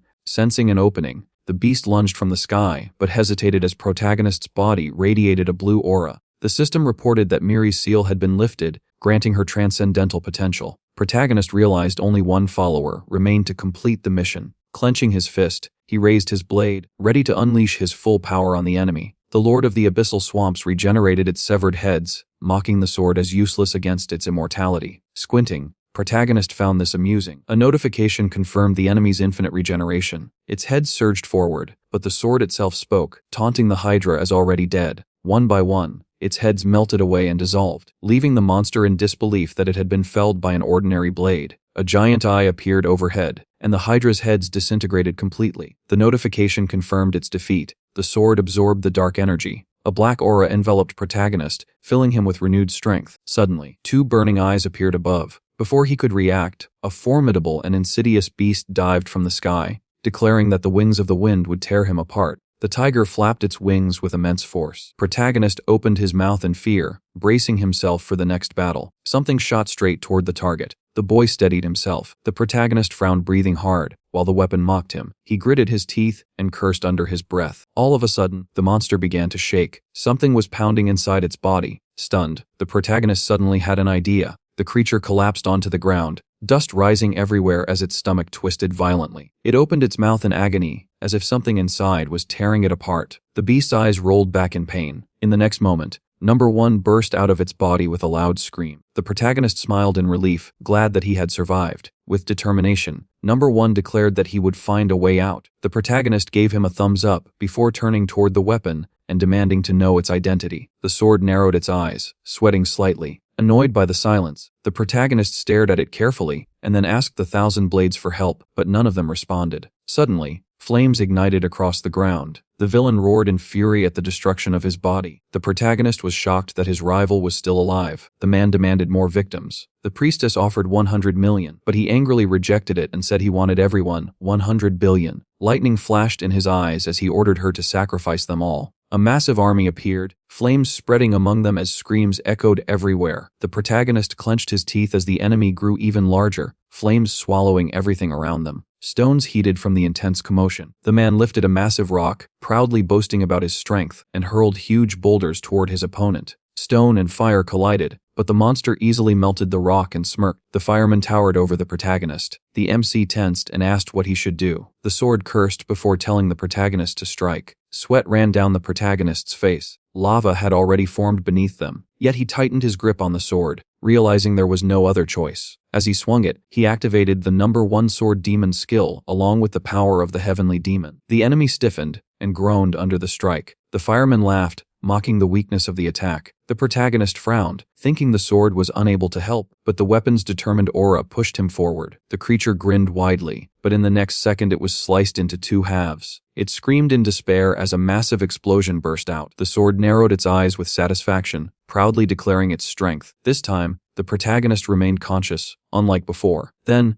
a notification suddenly appeared. Tears of Generous Abundance was anxiously watching the blazing sky. The soundless nightmare warned that it was still too early to relax. The protagonist looked upward in shock, horror clearly visible in his eyes. A satisfied fireman appears, and it soon becomes known that one of the sun gods had been sealed inside a blazing chariot. MC begins to tremble as he realizes that he has accidentally released that god. People claim that surrendering and dying immediately might be the only way to survive. Staring at the blazing sky, he realizes that he has already used the last of his divine power in the previous attack. The protagonist frowns but recalls the words of the great man who once said that there are always windows to life. The battlefield turns chaotic as weapons drop into rivers of lava. The deity grows furious after discovering that his master's fiery chariot has been destroyed. Struggling to remain standing, the young man suddenly notices number 1 standing on top of the corpse of a powerful beast. The boy trembles, realizing that the monster's body could be useful since it contains immense burning power. The protagonist quickly shouts at Ant, ordering him to bring the beast as a sacrifice. Terrified but obedient, number 1 grabs the beast by its tail and begins spinning his body in circles before hurling the corpse straight toward the protagonist. The deity bursts into loud laughter, declaring that they cannot possibly defeat him, but the protagonist raises his finger and begins absorbing the beast's energy. The power gathers at the tip of his finger, forming a violent surge of energy. It is recognized as a tribute from Ant. Lightning flashes around the protagonist as the system announces that the mission to promote a low-ranking evil god has been completed. Instantly, the protagonist receives the title of low-ranking evil god. Power floods through his body, and he smiles as he feels the new strength gathering in his palm. Nearby, the holy maiden clasps her hands together and prays for the protagonist. Sweat pours down his face as he silently thanks those who helped him. However, the deity only frowns and declares that resistance is pointless. In response, the protagonist raises his middle finger toward the god. A powerful stream of energy bursts from it and strikes the enemy. The deity merely narrows his eyes and calmly states that such an attack will not work on him. The protagonist grits his teeth as the energy continues pouring out, but he begins to realize the terrifying strength of his opponent. Suddenly, the fiery god becomes enraged. The walls of the castle start melting into lava, causing panic among everyone nearby. The protagonist notices that the power of the heavenly demon is no longer functioning properly. Even so, he keeps attacking while thinking about using the weapon called the gift check of the 1,000 blades, but the sword suddenly stops him, warning that the gift cannot cut through flames. Desperate, the protagonist shouts at the sword. Then he suddenly notices something unusual. The scene shifts to a memory beneath the night sky. A man stands while holding a massive sword. Breathing heavily, he looks at his palm and realizes that he has finally mastered the second kata of the sword path. With a powerful swing, the sword demon sends that power forward, granting strength to the protagonist. The weapon itself becomes shocked as it recognizes the second kata of the heavenly demon's sword path. The youth stares in disbelief as the sword suddenly opens an eye. A beam of light shoots out, and the sword transforms into a human figure. Crossing his arms over his chest, the man calmly declares that he is the heavenly demon. The protagonist trembles in confusion. At that moment, the blind eye of God activates, announcing that the history of the heavenly demon is loading. A final image appears: a warrior covered in wounds, breathing heavily. Deep cuts cover his back, and in his bloody hand he tightly grips a sword. Tears run down his face as the deity shows a faint, quiet smile. The heavenly demon slaughtered his own daughter after she became a follower of the god of destruction, along with everyone who stood beside her. After carrying out the massacre, he took his own life. When the protagonist heard this story, he frowned, finally understanding why the heavenly demon had been behaving so abnormally. The demon grabbed his head and screamed in agony while mourning his daughter. The system informed the protagonist that the demon had been searching for his target of revenge for thousands of years. However, because of a deception, his memories had been taken away, and only now had they finally returned. The system then revealed the hidden truth. The 1,000 beasts that destroy space itself had attempted to trick the heavenly demon into joining their faith. When they knelt before him, he rejected them, declaring that he despised liars. Because of that refusal, the 1,000 beasts that cut through space itself erased his memories and sealed him inside a sword, forcing him to serve others without any reward. After learning this, the protagonist was filled with rage. The heavenly demon smiled faintly and explained that awakening the sword demon had allowed his memories to return. He added that the protagonist had been a good student. Then, looking at him seriously, he asked whether the young man could avenge him. The protagonist angrily swore that the god responsible would suffer real pain. The old man laughed and extended his hand, saying that the protagonist was worthy of becoming the sword's master. As he spoke, his body slowly began to fade away, and his energy flowed into the young man. The protagonist released a beam of mana, while the system announced that the heavenly demon had acknowledged his dominion and had become his follower. The beam of power shot forward and collided with light. Shortly afterward, the system declared that the mission had been completed and that the number of S-rank followers had reached 10. The protagonist was granted the title of a low-ranking good god. Despite the overwhelming pressure, the protagonist realized that awakening the sword demon had been the final part of his plan. Light shouted shouted furiously, claiming that even after absorbing the old man's power, the protagonist was still nothing more than an insect. He opened his mouth and released blazing flames, causing their techniques to collide violently. The sword excitedly told the protagonist that flames could only be defeated by stronger flames. Gripping the sword firmly, the protagonist swung it while the heavenly demon advised him to use Avasi, the worst hell of Naraka. As light continued spewing flames and mocking him, a crescent-shaped wave of energy suddenly shot forward. It sliced through the flames and struck Light directly, leaving him stunned. The protagonist coldly told him to shut his mouth because the surroundings were already hot enough. Light laughed, saying his master's power would easily heal such minor injuries, but moments later, he suddenly felt the burning heat of the flames intensifying. Soon, a sphere of fire surrounded his body. Even though pain trembled through his hands, the protagonist grinned when the attack succeeded. Not long afterward, Light vanished completely. The sword told the protagonist that he had successfully protected the Ant Kingdom. The crowd watching nearby erupted into loud cheers. Number 1 proudly raised his hand and declared that he had never doubted his god. The protagonist let out a sigh of relief and said he would leave the remaining tasks to them. The Holy Maiden and the warrior ant knelt down and accepted his command. The system then announced the protagonist's victory in the divine battle and stated that rumors of his greatness would soon spread across the entire world. A magic circle appeared on the battlefield, and the system revealed a new mission to promote a good and evil god to mid-rank. Later, inside a room, the protagonist struggled to hold back his laughter and excitement while the sword silently observed him. A system notification appeared from the thousand-bladed demon, who angrily accused him of theft. Spreading his arms casually, the protagonist replied that he had only restored his friend's memories. The thousand-bladed demon argued that he had never fought with the intention of helping the heavenly demon regain those memories. Glancing at the sword, the protagonist simply responded that it was karma. The demon immediately complained that he had already suffered huge losses and that repairing the sword in the future would now cost 500 million divine coins. The protagonist protested loudly, saying the sword was not even worth 10 million. At that moment, the silent nightmare informed him through the system that he could recommend a skilled blacksmith. The eternal seeker of truth quickly joined the conversation, saying he had been waiting for this opportunity and could negotiate the repairs for 5 million. Confidently, the protagonist said that competition always made it easier to find cheaper prices. Thousand Blades insisted that the repairs would take at least a year and should cost no less than 10 million. The protagonist responded with an offer of 3 million, which immediately angered the demon. Placing his hands behind his head, the protagonist said that compared to how much the demon had previously squeezed out of him, this price was already generous. Realizing he might lose the deal entirely, the thousand-bladed demon reluctantly agreed to 3 million. The protagonist raised his hand proudly in victory. Just then, he received a call from the director. When the protagonist answered, the director urgently told him to come to the association immediately because they had discovered the crocodile eggs of SS rank Gustav. The events were relayed to the Hunter Association, where an advertisement was playing on one of the screens. The protagonist noticed Mina on the display and was taken aback. He and the sword demon gazed at the billboard, captivated by her beauty. They quickly averted their eyes when the girl herself suddenly leaned in right in front of them, accompanied by the director and Miri, greeting them. The protagonist greeted her in return, apologized to the director, and quickly led everyone inside to discuss the situation. Inside the conference room, the protagonist asked the sword demon to remain outside since he was not an association member,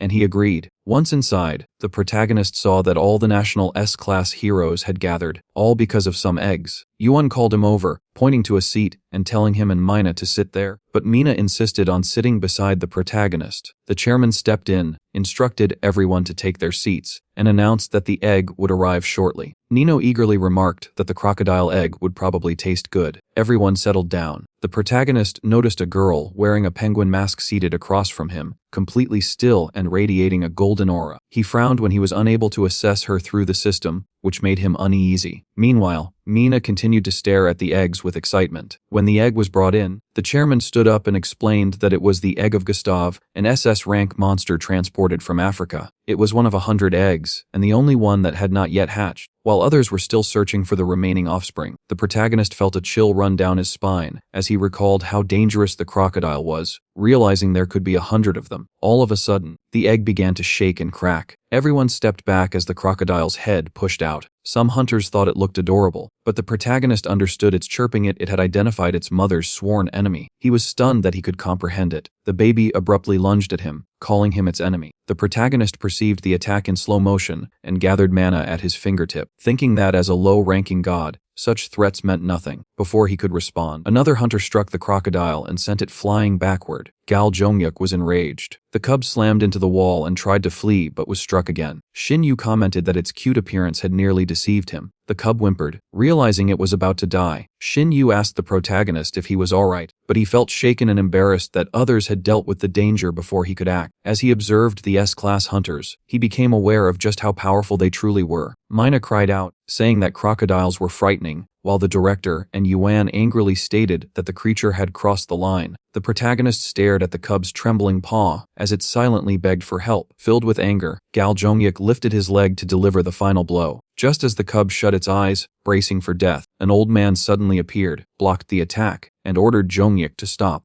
Jongyuk told him to stop getting involved. While the old man was preparing to cut poor baby Gustav open and examine him, Jongyuk frowned, saying there were plenty of things he wanted to do as well, like killing the crocodile right away. Sadiuk stroked his beard and remarked that the younger generation had lost all sense of respect. The table and chairs trembled as a bright flash appeared behind the man, streams of energy spreading outward. Go Sadiuk lifted his hand to his face and asked if they really needed to experience death before learning how to behave. Mina clung to Miri in fear, while the director asked if he truly intended to summon a spirit right there. The director tried to stop him, but Go Sadiuk said it was already too late. Jongyuk summoned the spirit shining armor, which wrapped around his body as he declared that the man would bring about his own death. He stepped forward to face Go Sadiuk, while the director moved between them, trying to break up the confrontation and questioning why they were turning against each other. The protagonist watched calmly, thinking that genuine emotions were surfacing and wishing he had popcorn. He leaned back with a grin,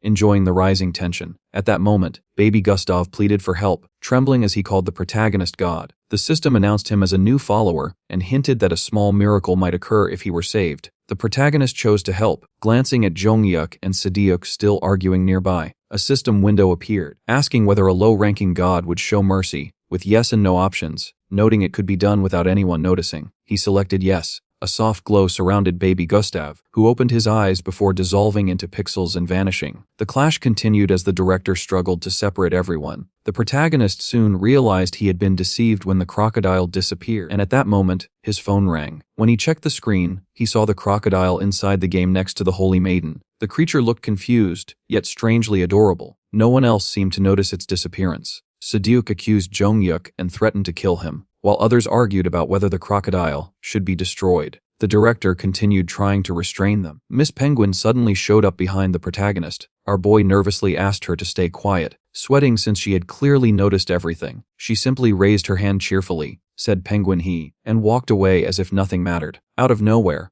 a red explosion shook the room as the sword demon slammed onto the table. The protagonist saw his chance to leave. Shin Yu recognized the sword demon and questioned him, asking if he was not a sword demon and calling him his old friend, but the demon denied it. Ignoring the exchange, the protagonist grabbed the sword demon by the hair and dragged him away, scolding him for making a mess. The sword demon apologized and even begged to be killed for failing his orders, but the protagonist told him to keep quiet instead. Behind them, the hunter stood stunned at what had just happened. Sadiuk shouted furiously about the missing crocodile, while Go Sadiuk insisted that the old man had taken it, and Miss Penguin once again casually greeted everyone. The protagonist finally escaped to the Hunter Association medical office, where he lay down on a bed, feeling at ease for the first time. On his phone, the Holy Maiden stood beside the crocodile, suggesting they raise it properly since it had been sent by the sword god. The protagonist had already named it Crocodori and placed a mana-blocking collar on it. He thought about the miracle mentioned by the system and realized it referred to saving the creature by storing it inside his phone. While he was thinking, the door opened and Shin Yu walked in, asking if the game was really that interesting. The protagonist asked what he meant. Shin Yu replied that he was simply curious and gathered bright blue energy in his palm. The protagonist frowned, understanding that this kind of S-class power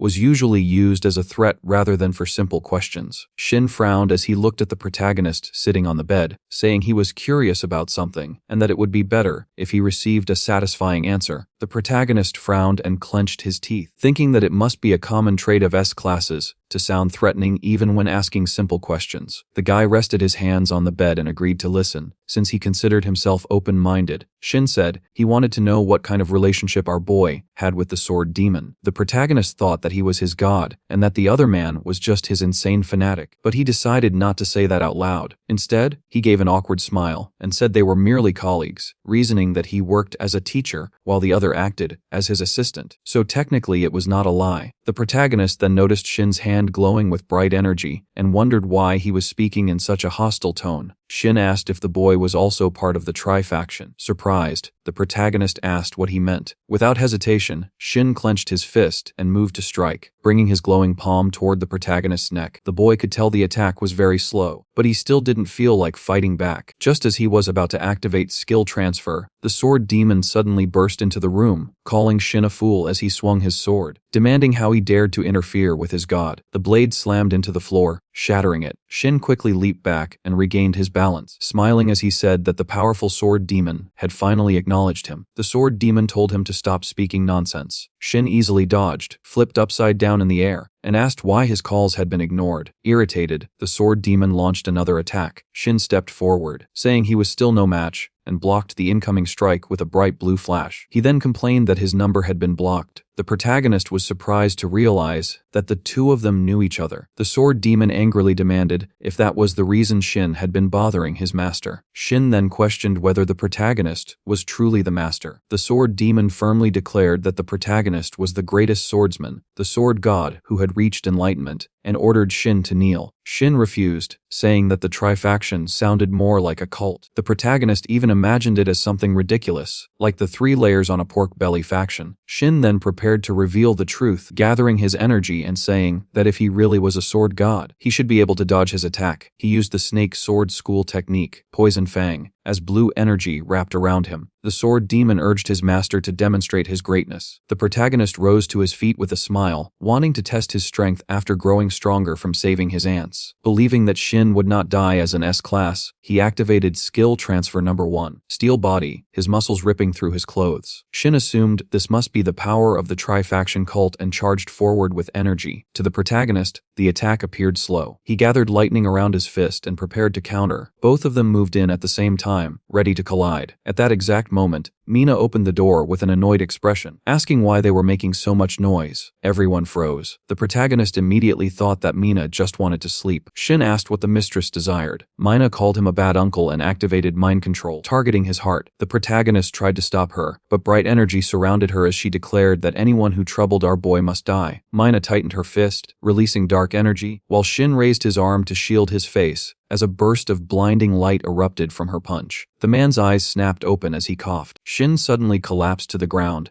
clutching his chest and gasping for air. He reached out weakly toward the sword demon before losing all strength and going still. The sword demon walked over without urgency, crouched down, and checked his pulse, clicking his tongue in irritation. The protagonist nervously asked if Shin had died, but the sword demon replied that although it was unfortunate, he was still alive. He added that Shin was not the type to go down so easily. Hearing that, the protagonist let out a relieved breath, glad they would not be blamed for murder. Without wasting time, the sword demon hoisted Shin onto his shoulder, saying he would toss him somewhere far away for daring to disturb his master. The protagonist hurriedly tried to stop him, offering to treat Shin using his healing ring finger, but the sword demon paid no attention and leaped out through the shattered window. Watching this unfold, the hero felt uneasy, wondering if the sword demon might actually kill Shin. At that moment, Mina placed her hands on the protagonist's cheeks and asked if he was all right. He blushed slightly and assured her that he was fine. She gave a gentle smile, saying that his little sister would protect him.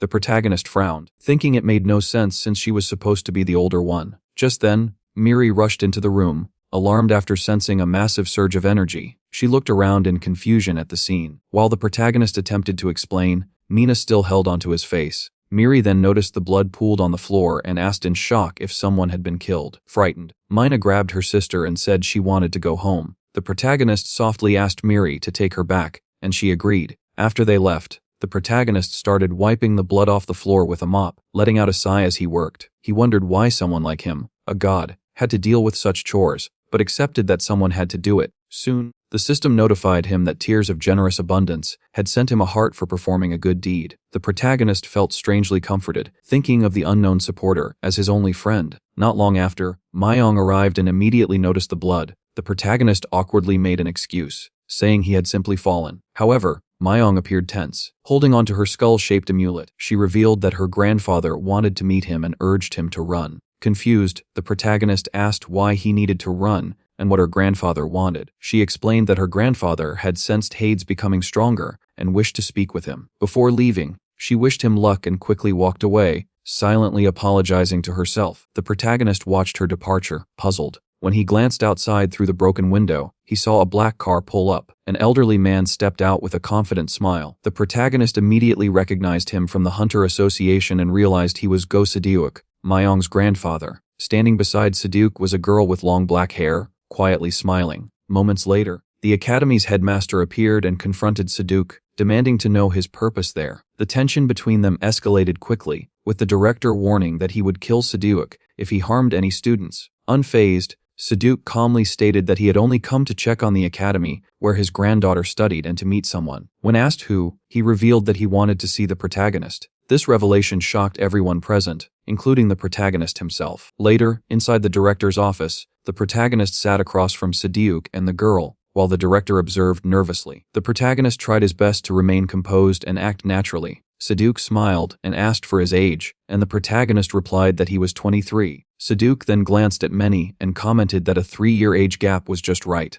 Embarrassed, the girl covered her face, while the protagonist became even more confused, unable to understand where the conversation was heading. Then, with a cheerful expression, Sedeuk lifted his cup and announced that he was delighted to meet his future grandson-in-law. At that instant, the protagonist's eyes widened in disbelief, and he spat out his tea, completely stunned by the unexpected declaration. The protagonist suddenly spat out his tea and shouted internally, questioning what the old man had just said. Glancing at the embarrassed girl, he wondered if they were seriously expecting him to marry her. Sedeuk, unfazed, once again referred to him as his grandson-in-law. The protagonist firmly rejected the idea, saying he preferred living alone and had no interest in marriage. For a moment, he even questioned when he had started disliking marriage, but quickly brushed the thought aside. The old man set his teacup down with clear displeasure, his eyes gleaming with a sinister grin, and brought up how the protagonist had helped a B-class zombie, Hades, evolve into an S-class. The protagonist instantly grasped what Sedeuk was aiming for. Sedeuk declared that he could not let such an opportunity slip by, and only wanted the protagonist to father a child, as his bloodline was extremely valuable. Realizing he was being treated like a tool, the protagonist became irritated. Then Sedeuk handed over a check worth 1 trillion won. The director was stunned and even tried to convince the protagonist, arguing that such an amount could justify the arrangement. The protagonist hesitated, visibly tempted, but the moment he looked at the girl, he felt a chill. To him, she resembled someone who had died countless times and might drag him down with her. He stood up and refused again, stating that love was not something that could be bought. The girl quietly lowered her eyes. Just as the protagonist turned to leave, the girl suddenly appeared in front of him, revealing glowing purple eyes. Through the system window, he identified her as Go Moangui, a half-human, half-witch whose enchanting gaze could captivate any man. The director urgently warned him not to look, but she had already activated her ability and asked for his opinion. The protagonist admitted her eyes were beautiful, and she confidently declared that he would belong to her. The director attempted to intervene, calling it an underhanded move, but Sedeuk silenced him with a threat. It was known that anyone affected by her ability would lose their sanity. Yet, the protagonist casually picked his nose and rejected her once more, saying she simply was not his type. He then walked out and slammed the door, leaving Mangui bewildered that her power had failed. Outside, the protagonist wrestled with the regret of turning down 1 trillion, but ultimately decided it was still better than marrying her. He also found it strange that her ability had no effect on him. Suddenly, a portal opened behind him, and monstrous hands reached out, dragging him inside. One of his slippers slipped off as he was pulled away. At the same time, inside a moving car, Mongui told Sedeuk that she had taken a liking to the protagonist. She explained that a man who could resist her charm was extremely rare, and it seemed Mina now had a rival. Sedeuk calmly reassured her that the protagonist was already under his control, which left her surprised. Elsewhere, the protagonist found himself surrounded by monsters within Sedeuk's dimension. The system informed him that they had been ordered to capture him, though they were tempted to devour him instead. The protagonist simply smirked and provoked them. One of the monsters lunged at him, but his steel body activated instantly, shredding his clothes while leaving him completely unharmed. The creature froze in shock. The protagonist declared that they were nothing in his eyes, and sarcastically demanded 1 trillion before any conversation. He then boldly announced that he had now become a low-ranking god. After saying this, he swung swung with all his strength and smashed the yaksha head, shattering its mask. The creature was launched high into the sky by the sheer force of the blow, and when it crashed down, it landed at the feet of its kin. The protagonist grinned broadly and remarked that no matter how massive they were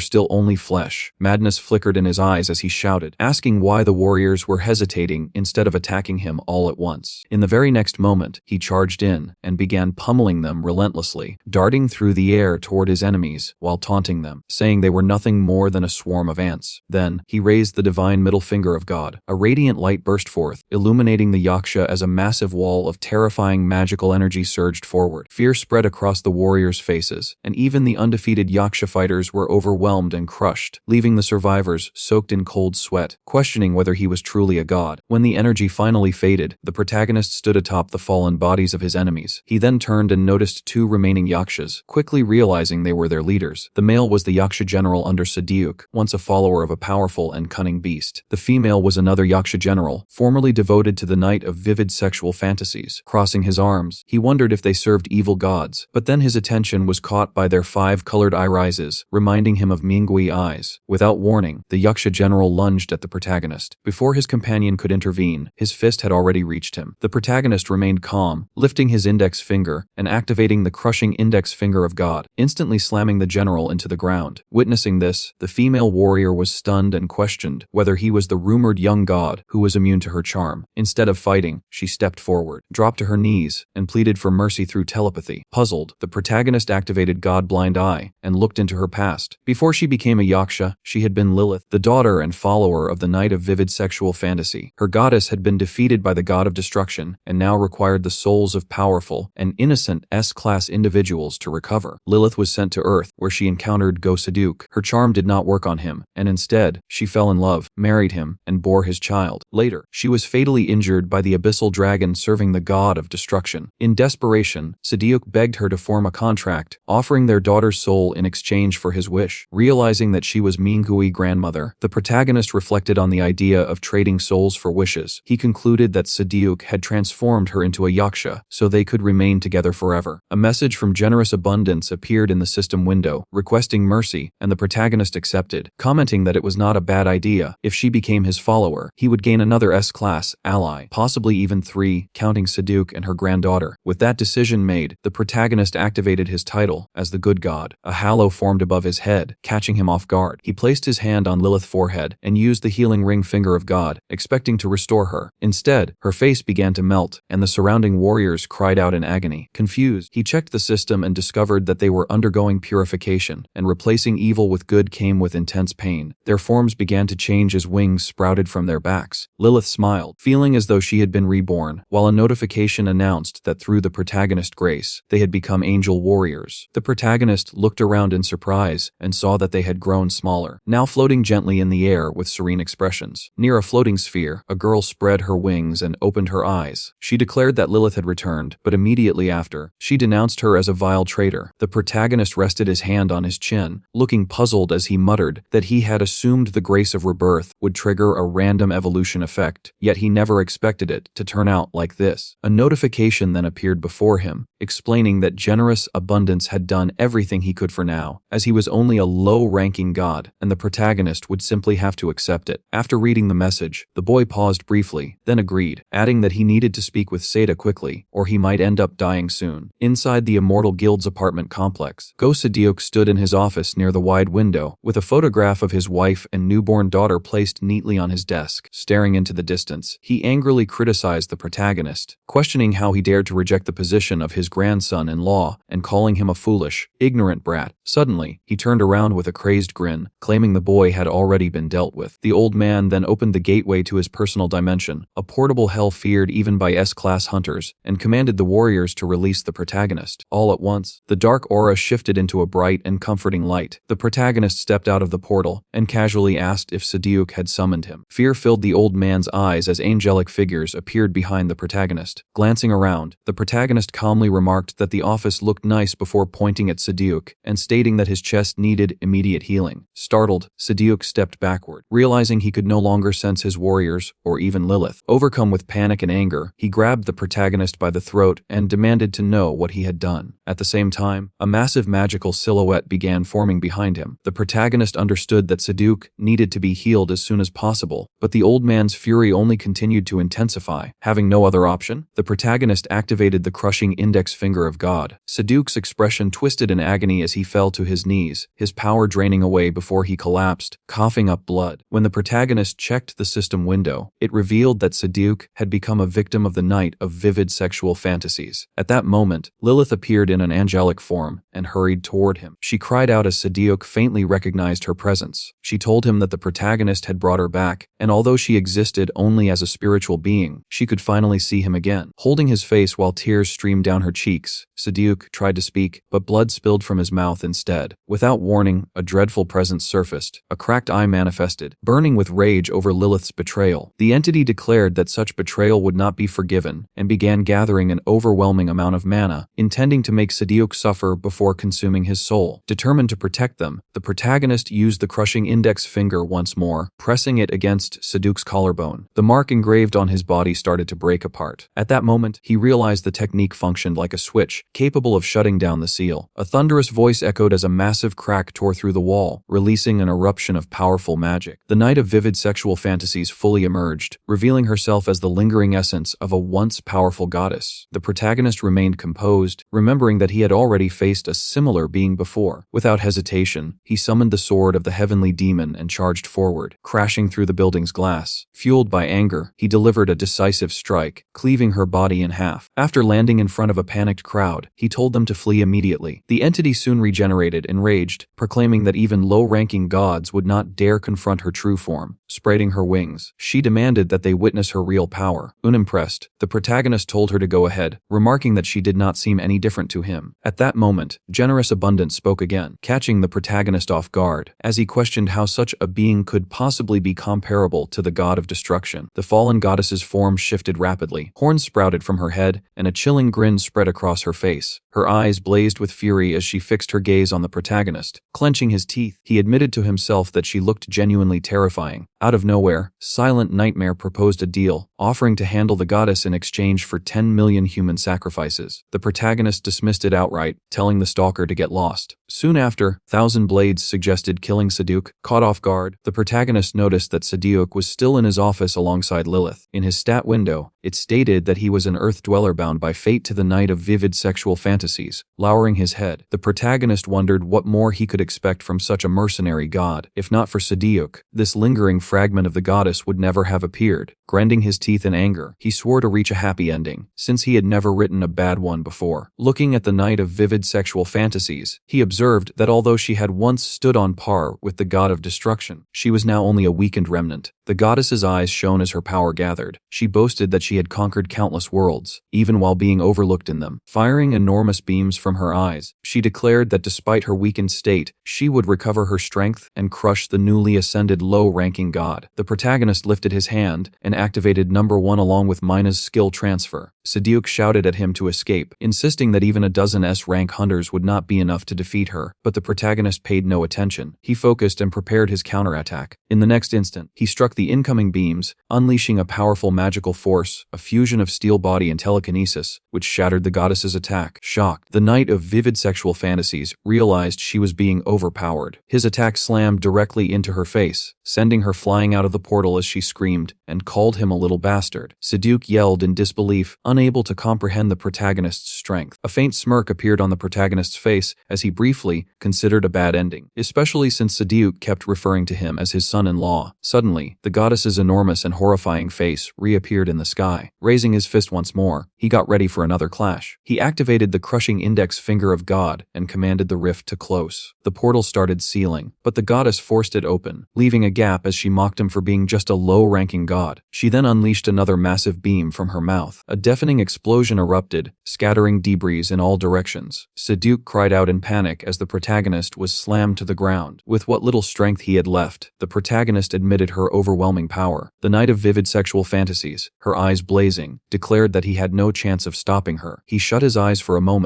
acknowledging that she might surpass even a firebrand, but quickly opened them again, realizing he was no longer the same. He activated the title of Evil God. The creature narrowed her eyes as the protagonist advanced, surrounded by surging mana. He combined the powers of evil and good god, releasing an immense wave of energy. The knight of vivid sexual fantasies grabbed his hand in shock, unable to believe that a low-ranking god could wield such strength. The protagonist smiled coldly, ordering her to release him and leave, mocking her as nothing more than a pitiful remnant. She shrieked in fury as a radiant beam of sunlight spread across the sky. The protagonist then deactivated the crushing index finger. Checking his system window, he saw that she counted as a sacrifice equal to 6 S-class beings. With a satisfied smile, he noted his progress toward becoming a mid-level evil god. At this pace, gathering 100 S-class sacrifices and leveling up would not take long. He then spotted Seduc floating nearby. Lilith broke down in tears, fearing he would die since the curse persisted even after the original god's demise. The protagonist used the god's healing ring finger on Seduc. Moments later, Seduc rose to his feet in astonishment, as even an S-class healer would not have been capable of such recovery. With tears streaming down her face, Lilith rushed into Seduc's arms and sincerely thanked the protagonist. The protagonist simply smiled, convinced that this was a proper happy ending, regardless of what the system claimed. Several days later, near an S-class dungeon in Brazil, Orac knelt before a creature. With glowing eyes, it asked whether there was a way for him to take revenge on his mother. Orac clenched her teeth, thinking about how 100 billion soldiers and 3 demigods had been wiped out, and how the Emperor would surely execute her for such a loss. Narrowing her eyes, she considered using the massive lizard to deal with the protagonist before returning empty-handed. The lizard lifted its paw and asked what the insect had just said, wondering if there was truly a way to take revenge on his mother. Orac introduced herself as Erich and gave a sinister smile, claiming she possessed both the strength and a strategy to kill the evil god protagonist. The lizard sat back on his throne and ordered her to explain, while she struggled internally to come up with an actual plan. Meanwhile, the protagonist slowly opened his eyes, confused about his surroundings. Standing before him was a man wearing nothing but shorts. The protagonist, distracted by the man's physique, suddenly sat down and wiped the drool from his mouth before asking who he was. The man folded his arms and introduced himself as the eternal seeker of truth, stating that his existence was on a level far beyond the protagonist. He then revealed that a follower of the god of destruction, along with his copy, had awakened and would soon face the protagonist. If he wanted to alter his fate, he needed to rise to the rank of a middle-class god and reach the god festival. The protagonist abruptly woke up in his office, questioning whether everything had just been a dream. After wiping his mouth, he recalled the warning and wondered if it had come from yet another stalker. Although he intended to become a middle-class god as quickly as possible, the mention of both a follower and a copy of the god of destruction left him puzzled. Lilith happily flew toward him, saying she would call her husband from the director reception since he wanted to speak with him. The protagonist immediately refused, thinking the old man would bring up marriage again. At that moment, several notifications appeared, stating that Cupid's had performed a miracle, greatly boosting his number of followers. Another message confirmed an increase of 30 million followers. The protagonist felt delighted, realizing that Lilith's passive ability had triggered rapid growth, making it seem easy to reach 10 billion followers now. He then asked the Archangel Lilith whether she would prefer staying with Seduc, but she firmly replied that since she had been revived by his grace, she would remain loyal and serve him. Not long after, news spread about a battle between 2 S-class hunters, Shin and the Sword Demon. The protagonist rushed to the window and saw them arguing. Shin angrily demanded to know how the Sword Demon could abandon him on a deserted island, while the Sword Demon coldly responded that he should have buried him there. Despite their former friendship, Shin declared he would never forgive him and charged forward, while the Sword Demon prepared to display the power of the heavenly demon sword. The surrounding crowd watched with excitement. However, the protagonist quickly lost interest and decided it was time for lunch, looking forward to chicken soup. Later, he sat in the dining room room with Lilith, enjoying the privilege of eating expensive food for free as a teacher. Just as he was about to begin his meal, the sword demon suddenly crashed onto their table, struggling to get back up. Moments later, Shin arrived, stepping forward and demanding surrender, claiming the sword demon stood no chance against him. The protagonist, frustrated that his meal had been interrupted, was then confronted by Shin, who accused him of being the self-proclaimed sword god of the Tri-Faction Society, and blamed him for brainwashing the sword demon. Shin labeled the society as the peak of evil and demanded that the protagonist repent. Annoyed, the protagonist ignored everything except his ruined meal and declared that he would not forgive Shin for interrupting his chicken soup. He lifted his spoon and activated the Thousand Blades Ultra Blade, cutting through space itself. While the sword demon mocked Shin, Shin became serious, activating the Snake Sword School Poison Fang and taking his stance. With mana surging around him, the protagonist raised his hands, his eyes turning sharp as he prepared to strike. Shin charged forward, shouting furiously that he would prove to everyone who the protagonist truly was. The protagonist calmly swung the spoon and struck him on the forehead, making him scream in excruciating pain. Blood spurted from Shin's nose as he tried to comprehend what had just hit him. Raising the steaming spoon, the protagonist lowered his head and said firmly that he would not let Shin off so easily. Glancing at the spilled chicken on the floor, he added that Shin would weep as much as the broth he had wasted. Shin stood up, fuming, and demanded that the protagonist stop spreading his soup everywhere and complaining about food. In response, the protagonist's power surged around the spoon, and he asked sharply if Shin really wanted to risk his life. Taking a fighting stance, Shin insisted that he had only been relaxed before and would not be struck so easily again. But before he could finish, he froze as the protagonist suddenly appeared directly in front of him, declaring that they would see about that. Shin attacked immediately, shouting that the protagonist had crossed into his range, but each strike was effortlessly blocked by a single spoon. The protagonist even tapped his forehead again, making him bend over in pain, all while demanding a chicken wing in frustration. Clutching his head, Shin realized it was all about the soup again. He charged forward once more, yelling that he wanted to see how long the protagonist would continue talking about it. What followed were muffled cries and relentless strikes as the protagonist pummeled him, targeting chicken parts like fillet, breast, and legs. Shin staggered, gasping for air, sweat streaming down his face, barely able to stay on his feet. Stepping forward, the protagonist coldly asked if that was all Shin could manage, then yelled that he had paid for one bowl but ruined two. Recognizing his error, Shin admitted he had underestimated the protagonist, but warned that he would now unleash a dangerous technique that could harm others. He activated T's dual blade, creating blinding light and violent gusts of wind. The sword demon shielded his face, shouting that he could not see and calling Shin insane for endangering bystanders. Shin, believing it was all his fault, activated a special snake school technique. Using Dragon Fang, a dragon-shaped force surged toward the protagonist. At the last moment, the protagonist countered with the Wu Mountain special technique, Sakura Fury. Sakura petals filled the building, stunning the spectators. Yet Shin pressed forward, shouting that it was already too late. The protagonist raised his spoon and commanded him to disappear, releasing a wave of mana. Shin's expression instantly changed as he realized the terrifying truth. A fantasy-like domain capable of nullifying all abilities, strong enough to overpower even SS-class fighters. Fear gripped him, and he thought that such power could surpass even SSS class, calling it the world of the sword god. His strength waned, his arms went weak, and he collapsed helplessly onto his back in front of the protagonist. The protagonist looked down coldly as the sword demon rushed forward, fell to his knees for his sins while begging for mercy. The protagonist watched, puzzled, as Shin realized that the sword demon still cared for him. Calmly, he said he would take care of everything, and the sword demon accepted this. Resolute, the sword demon grabbed a sword and pointed it at himself, vowing to share Shin's fate. The protagonist stopped him, calling him overly dramatic. Using telekinesis, the protagonist lifted the sword away and declared that he would heal them instead. Relieved, the sword demon stepped back, activating the healing ring, Finger of the God. The protagonist enveloped Shin's body in restorative energy. After some time, Shin opened his eyes, stunned, unable to believe what had happened. The sword demon laughed proudly, saying that this was the god he served. Shin agreed, then bowed deeply to the protagonist, calling him the true sword god and apologizing for not realizing it sooner. The protagonist frowned, uneasy about the situation, while the sword demon smiled. The crowd erupted in cheers, celebrating the protagonist's victory over Shin. Meanwhile, a hooded figure watched from a window, recognizing the protagonist. Glancing at his phone, he muttered that this incident must be reported to the three-hero society known as the Tri-Faction. The protagonist stared in shock at Shin, who was kneeling before him. The man's eyes shone brightly as he shouted, desperately begging to be accepted as a disciple. At that moment, a notification appeared in front of the protagonist, stating that he had successfully created a possessed believer through overwhelming power and fear. The mission to rise as a middle-class good god had progressed with the acquisition of one follower. Reading this, the protagonist felt a bit confused and thought to himself that he had completely forgotten Shin was an S-class. Normally, having an S-class follower would make him happy. But he suddenly clenched his teeth and asked irritably if the man believed something was wrong. Shin looked at him with sorrowful eyes and asked what the issue was. The protagonist then pointed at the chicken and remarked that not even a dog was allowed to touch it during a break, so Shin needed to properly apologize to both him and the chicken. Shin quickly pulled out his phone and apologized for daring to interrupt the sacred meal. He then made a call, asking how much money was available in reserve. Soon after, 2 suitcases filled with cash were brought and placed in front of the protagonist. Seeing this, the protagonist wondered how much money it contained, recalling that Shin was the young heir of a wealthy family. Nearby, a man stepped forward, bowed, and introduced himself as the general manager of the Ozone Group, asking the protagonist to take good care of the young master. Shin clasped his hands together and humbly said it was not much, but hoped it would suffice as compensation for the ruined soup. Gritting his teeth, he added that if the protagonist accepted him as a mentor, he would devote himself completely. At that moment, the sword demon suddenly appeared behind him, shouting angrily and questioning who he thought he was. Did he really believe a disciple's position could be bought so easily? Without hesitation, the protagonist waved his hand toward the door and ordered the sword demon to run 100 laps around the training ground immediately. Shin stiffened, feeling tense, and sadly wondered if someone who had recently tried to kill him could truly be accepted as a disciple. Lowering his head, he admitted that he was unworthy. Before he could finish, the protagonist placed a hand on his shoulder and smiled broadly. He said he could see that Shin regretted his actions, adding that wasting food was not a sin deserving death. Hearing this, Shin trembled and, through tears, said he now understood why the demonic furnace served him. Smiling warmly despite the tears in his eyes, he once again asked if the protagonist would accept him as a disciple. Hearing this, the protagonist clenched his teeth inwardly, thinking this man might end up causing him trouble. He then wondered what to do with someone who had already reached S rank, as it did not seem like a good deal. Keeping his hand on Shin's shoulder, the protagonist thought that he did not actually need money, but there might be a way to continue extracting value while still profiting. Suddenly, an idea struck him. With a faintly ominous smile, he asked Shin if he truly wanted to become his apprentice. Yes, Shin shouted with excitement. Placing his hands on his hips, the protagonist agreed. A few minutes later, Shin found himself holding a book. Looking up, he asked if this opportunity was really meant for him. The protagonist smiled and confirmed it, while secretly thinking he was handing over the Thousand Blades tome, which was useless to him anyway. His expression turned serious as he instructed Shin to master every technique in the book and then return. Only if he succeeded would he accept him as an apprentice. Shin stared at the book, briefly doubting himself. After a moment, the protagonist prompted him again. Snapping back to his senses, Shin declared that he could do it, vowing to learn everything. His eyes sparkled with determination as he looked at the book. Before Shin left, the protagonist raised a finger and warned him not to show his face again until he had mastered it completely. Shin happily agreed, bowed deeply, and asked for permission to leave and begin his training. The protagonist waved him off, telling him not to take too long. As Shin departed, the protagonist watched him go with a sly smile, thinking that everything was proceeding according to plan. Once Shin was gone, he reached for the suitcases of money, wondering how best to use them. Behind the academy's main building, a man spoke on the phone, reporting as a secret agent from the academic branch of the Three Heroes community, known as the Dark Ghost. He explained that the Manhwa sword had been stolen by that same individual and frowned, adding that assassins would likely need to be deployed to retrieve it. Elsewhere, a girl sat atop a monster, angrily stabbing it with her sword. Mana poured from the wound until the creature eventually turned to stone. She commented that it was weak for an S-class monster and questioned whether any stronger ones even existed. Xiaoming, her body covered in blood, remarked that her blade despised the weak. At that moment, a silhouette appeared before her, crouched low. He informed her that an order had come from the Three Heroes community. She was to eliminate a teacher from Korea who was believed to be SS class. Before doing so, she also had to retrieve the Manhwa sword manual. Xiaoming grinned with excitement, shouting that her blade would enjoy this task and declared she would sever the man's head. Gazing at her sword with delight, she told it to be patient, promising it would soon taste the sweetest blood. Meanwhile, in the academy cafeteria, the protagonist walked forward with bags tucked under his arms. He cheerfully thought that if there was anything better than being a god, it was being a wealthy god. However, his expression soon turned thoughtful as he considered learning more about the Three Heroes community. Sensing that something was off, he suspected a connection to the awakening of a follower of the god of destruction and its copy. Approaching the sword demon, the protagonist asked if he had finished his punishment. The man replied casually that 100 laps meant nothing to him. Smiling, the protagonist suggested they celebrate with chicken and beer. Sometime later, the sword demon lay sprawled on the couch. The protagonist leaned back, reflecting on how his appetite had grown after becoming a low-class god, having consumed nearly a dozen chickens by himself. He rested a hand on his stomach, convincing himself it was a necessary sacrifice to strengthen his divine power. Grinning widely, he felt pleased thanks to Shin's contribution. He had even purchased an entire house, making him a landowner. With satisfaction, he reminded himself that as a god, it was only natural to live well. His gaze shifted to the leftover chicken bones, and he thought about how enjoyable eating was compared to the annoyance of cleaning up. He mused that it would be convenient if the bones could simply move themselves into the trash. Perhaps he could hire someone or just rely on telekinesis. Suddenly, one of the bones shifted slightly. Startled, he questioned whether it had really moved. He dismissed the thought, unsure how it could happen without him using telekinesis. Then, all at once, the bones began to emit a faint magical aura. A system window appeared, informing him that a list of transferable skills had been added through his connection with Go Saduk's follower, and that the stronger the dissatisfaction, the more effective it became. The protagonist was puzzled by this connection and what it implied, deciding it would be easier to understand through experimentation. Carefully, he reached out and touched the bones, activating the link. Instantly, a powerful surge of mana erupted from the table. As he looked down, he noticed the shadowy outline of a monster forming on the floor, and he clenched his teeth, wondering what exactly he had just triggered. Dark silhouettes with glowing eyes towered over the protagonist. He stared ahead in fear and questioned whether this outcome was truly meant to happen. Revenge. A chilling voice echoed. The leg crow's eyes gleamed as it spoke about taking revenge on those who had killed and roasted them. Armored crows circled the room, shrieking, while feathers scattered in every direction. Still shaken, the protagonist admitted he understood their suffering, but felt that revenge was going too far. Revenge. The crows cried out again, pleading with the ruthless god who had awakened them to grant them victims to slaughter. The protagonist tensed, worried they might turn on him next. Just then, a system window appeared, asking if he wished to dispatch a new legion of Yaksha chickens to the hive, a region within the empire. He accepted, though he questioned what the hive actually was. Another alert clarified that it functioned as a production facility, mass-creating red insect soldiers that formed the backbone of the imperial army and a key source of the emperor's strength. A sinister smile spread across the protagonist's face as his magic surged. He declared that they had underestimated him, and now it was his move. He selected yes. Immediately, chaos broke out within the hive. A guard creature glanced upward in confusion, only to witness a massive crow descending and crushing it. Watching everything through his phone, the protagonist felt satisfaction as the screams rang out. He realized that automated hunting would increase sacrifices without requiring his direct involvement. Another notification appeared. With the rise in followers, an automatic distribution system would activate, enabling facility upgrades and species evolution even without his presence. The price was 20 million god coins. Without any hesitation, he accepted, convinced he would never reject such overwhelming power. Back in his room, the protagonist lay on his bed, while his phone displayed the revived crows ravaging the hive. The sword demon had already departed. Lost in thought, he recalled details about the Three Heroes Society. They were an unconventional group posing as a hunter guild, but in truth, they managed a massive global spy network, eliminating hunters who posed a threat. The sword demon had also revealed that the Manhwa sword technique originally belonged to them, meaning they would certainly come after the protagonist for having it. While eating chicken, the protagonist realized he had been deceived into purchasing a stolen technique. Anger rose within him, but he also recognized the seriousness of the situation. He could not ignore what was unfolding, especially if it involved his student. A knock sounded at the door. When he opened it, Hugh stood there, trembling. Earlier, a hooded figure had ordered her to use a teleportation talisman to lure the protagonist into a trap where martial artists from the Three Heroes Society would deal with him. She was torn, unable to betray her kind teacher, yet also unable to defy her orders. The system informed the protagonist that Hao was a spy. Even so, he calmly told her that the sword ghost had already relocated her sick mother to safety. Hao was stunned and deeply grateful. Rage filled the protagonist as he thought about how her mother had been used as leverage. He silently vowed to kill them all. Hao thanked him for paying the hospital expenses, and he casually responded that money was not an issue for him. They chose to head to the meeting location. Hao activated the talisman, trusting that the protagonist could protect her, especially after he had defeated the SS-class Gustav. A magical aura enveloped them, and they were transported to a forest near the Academy Mountain. Before long, two figures radiating immense power approached from behind, as though they were the real protagonists, wrapped in mana. A Shaolin martial artist named Daegak stepped forward with an arrogant smile. He accused the protagonist of stealing the Manhwa sword technique and pretending to belong to the Three Heroes. Furious, he charged forward, unleashing the demon subduing Arhat Fist, a devastating secret technique capable of leveling buildings. The protagonist immediately activated skill fusion. Daegak struck with all his might, but upon impact, his own hand cracked as if he had hit unbreakable metal. He collapsed, screaming in pain. The protagonist coldly told him to stay quiet, since he had been the one to attack first. Another opponent, Peng Mo-lin, suddenly appeared behind the protagonist and slashed with a sword technique. Hugh watched in horror horror, recognizing it as a lethal clan ability. However, the blade shattered the moment it struck the protagonist's body. He remarked coldly that it was nothing more than a prickly lightning trick. Then he activated Miri's skill-sharing ability. A bolt of lightning crashed into the ground with overwhelming force, obliterating everything in the surrounding area. A few minutes later, both opponents were tied to a tree. Hyuju glanced at the teacher with admiration, thinking that although they were not registered as hunters, their strength was clearly beyond S-class. The protagonist let out a deep breath and admitted to himself that he had nearly killed them because he still could not fully control his power. After gathering his thoughts, he demanded that they reveal the location of the Three Heroes Society. Daegak clenched his teeth, then questioned whether he even knew who they were. He warned that the strongest hunters from the Three Heroes Society would soon come for his life. Right after he said that, Xiao Ming stepped out of the forest, mentioning that she had arrived a bit late. Daegak gave a sinister grin and called out to her, saying that the person in front of them was the protagonist who had stolen the plum blossom. The girl's eyes brightened, but she immediately told him to be quiet, calling him nothing but trash. Frightened, Daegak quickly apologized. In the next instant, a series of rapid sword slashes cut through the air, and blood burst from his mouth. Lifting her blade, Xiaoming coldly stated that they were useless. The protagonist clenched his teeth in shock, thinking that she was unbelievably fast. He could barely track her movements, noting that other S-class hunters seemed slow in comparison, but not her. While he was still processing this, Xiaoming suddenly appeared behind them. Swinging her sword, she declared that it was time to eliminate the traitor, then charged toward the terrified Hyuju. Reacting instantly, the protagonist blocked the strike with his hand and shielded the girl with his body from another incoming blow, telling her to run. Xiao Ming smirked, surprised that he had stopped her attack with his bare body, and commented that he was interesting. The protagonist counterattacked swiftly, but she evaded it effortlessly and remarked that it was too slow. Frustrated, he thought she had slipped away again and wondered where she had gone. Suddenly, he noticed blood splashing and briefly thought he had been hit. Xiao Ming leaped over him and struck Hyuju with her blade. Blood scattered in every direction. The protagonist turned in horror and shouted. In the next moment, he caught the girl in his arms, only to realize she had already stopped breathing. Without hesitation, he extended the index finger of God. Watching this, Xiaoming lifted her hand toward him and asked if he actually possessed healing abilities. He did not respond, focusing entirely on trying to revive Hyuju, but nothing changed. Smiling wildly, Xiaoming said it was pointless since the girl had been fatally stabbed from behind. A system notification appeared before him, leaving him stunned. The glow from his finger faded as the message stated that the treatment had failed. It explained that he could not revive the dead with low-class god power, and that such an act required reaching high-class god status. His body trembled. Xiao Ming laughed madly, saying the girl had died the moment she struck her. The protagonist gently placed his hand on Hyuju's head and said he would send her to Lilith, asking her to wait until he became a high-class god. Xiao Ming walked closer and told him to stop clinging to the dead and instead fight her, adding that weaklings like that girl deserved to die. He suddenly turned and told her to be quiet. She smiled at him and said he was exactly her type. With a cold tone, the protagonist said he had learned that the only way to deal with people like her was through force. His body began to expand as he activated skill fusion. His eyes glowed as he used the super strong body ability and stepped forward, declaring that she needed to be beaten. Xiao Ming called him attractive and said she was excited. She urged him to hurry so they could fight. As she opened her eyes, she was met with a fist rushing toward her face. She quickly raised her sword and blocked the impact. Smiling, she noted that he had become faster and stronger, and that things could have gone badly if she had failed to defend. She felt satisfied with her decision to come. The protagonist pressed forward, grinding his teeth. He demanded how she could laugh after killing his student, vowing to make her death as painful as possible. The ground cracked under a powerful strike, leaving a crater as he stood with his fist planted into the earth. Looking up, he saw Xiao Ming still smiling, saying he had exceeded her expectations. She then noticed blood trickling from her nose and wondered if she had been injured. Her hand trembled, but her grin widened as she shouted that it was thrilling, since he was the first person to ever land a hit on her. The protagonist frowned and called her insane, ordering her to stop and reveal the location of the Three Heroes Society. She asked if he would spare her. He replied that there was no chance, though he would grant her a painful death. Coughing, she asked again, then with gleaming eyes, said he should not assume she had been fighting seriously. She admitted she had only been toying with him because he amused her, then said she was bored now. In the next instant, she leaped upward from the tree. The protagonist looked around in alarm, realizing he had lost sight of her again. No one he had encountered before had reached this level. From above, Xiao Ming asked what he was looking for. He quickly looked up and activated a defensive barrier, just in time to block her descending attack, wondering how she could possess such strength. Standing confidently atop the barrier, Xiao Ming grinned. Confused, he asked what it was. She explained that it was the seal of the trigrams, something even an SS first-class expert could not escape, then demanded that he return what he had taken. In response, the protagonist activated the good god evil god title unification. Surprised, Xiao Ming questioned what kind of ability that was. He then raised the punishing middle finger of God. She frowned, confused, but in the next moment a massive explosion erupted, sending out a brilliant beam of light. Xiao Ming landed on the ground and shouted angrily that he had destroyed her barrier. Clenching his fist, the protagonist said that she was not the only one who had been holding back and declared that she was going to die. Without lowering it, he coldly asked whether she intended to keep scurrying around like a trapped rat, since defeating him was clearly beyond her. At those words, Xiao Ming clutched her chest, then suddenly broke into a wild smile, her eyes gleaming with madness and excitement. She admitted it was her first time encountering a man like the protagonist and eagerly suggested they continue the fun. The instant she finished speaking, she rushed forward. Her figure split into multiple afterimages as she activated the Ashura dance technique, her power so overwhelming it felt capable of crushing the very sky. Watching her advance, the protagonist casually kept his finger raised and commented that he just hoped the school building would not be too badly damaged. For the first time, Xiao Ming felt fear as a massive sphere of magic surged toward her. Yet instead of despair, admiration filled her gaze, and she proclaimed him the greatest opponent she had ever faced. A gigantic beam of magic ripped through the sky, streaking across the academy grounds. Nearby, a guard covered his eyes from the blinding radiance, wondering if the sun had somehow risen early. When the light finally faded, Xiao Ming was left kneeling before the protagonist. He slowly lowered his middle finger and pressed it against her head, glaring down at her with icy hatred as he demanded to know who stood above her in the Three Heroes Society. Softly, she replied that it was herself, but in the next instant, she lifted her head and shouted with intense devotion that she loved her master. The protagonist froze, completely caught off guard. His thoughts spiraled in confusion as he wondered why she would say something like that. At that exact moment, a notification appeared, stating that through overwhelming strength and fear, he had accidentally created an obsessive believer. Xiao Ming had become his fanatical follower. Shocked, the protagonist slapped his own cheek and muttered that he had somehow ended up with yet another insane girl. Still kneeling, Xiao Ming looked up at him with admiration, imagining how powerful he must be with a weapon if he was already this terrifying with his bare hands. Another notification appeared, stating that her loyalty was equivalent to 5S grade units and that she was deeply and obsessively in love with him. The protagonist was stunned. Did that mean she was comparable to Ghosta? Pushing the thought aside, he ordered her to take him to her superiors. Despite her injuries, she eagerly agreed, though she admitted she could not move properly in her current state. In response, the protagonist activated the healing ability known as the Ring Finger of God, instantly restoring her condition. Smiling brightly, she stood up and declared that he was truly worthy of being her master. Without wasting any more time, he commanded her to lead the way. Sometime later, at the headquarters of the Three Heroes Society, the hero of religion held a report explaining that Xiao Ming had been their limit, yet she was now serving the protagonist. Even worse, he appeared to be heading straight toward them. The sword hero leaned forward with interest, asking if it was true that this man possessed divine power. The fist hero dismissed the idea, calling him nothing more than a low-level godling. Releasing a terrifying aura, he declared that they would simply eliminate both the protagonist and Xiao Ming. After all, they were the three pillars, rulers who had reigned for over 5 centuries. Suddenly, the doors burst open. Xiao Ming stepped inside with a sinister grin, casually asking if they had been talking about her. Resting a sword over her shoulder, she added that someone was looking for them, and that she had kindly guided him there. The three heroes were momentarily stunned. A moment later, the protagonist entered behind her, his presence radiating fury. He demanded to know if they were the leaders of the organization. A notification flashed before him, stating that it was impossible to analyze them due to detection interference. Though unusual, he chose to ignore it. The sword hero smiled with interest, clearly fascinated by the protagonist's strength, even expressing a desire to devour his heart. The hero of religion coldly responded that he would permit it, but the brain would belong to him. The fist hero slammed his throne and rose to his feet, declaring that he would test the protagonist himself. In an instant, he disappeared, only to reappear directly in front of the protagonist. Without hesitation, he activated the divine fist of White Step and unleashed a devastating strike. The protagonist was sent flying out of the palace, crashing down with explosive force. Inside, Xiao Ming shielded herself from the debris,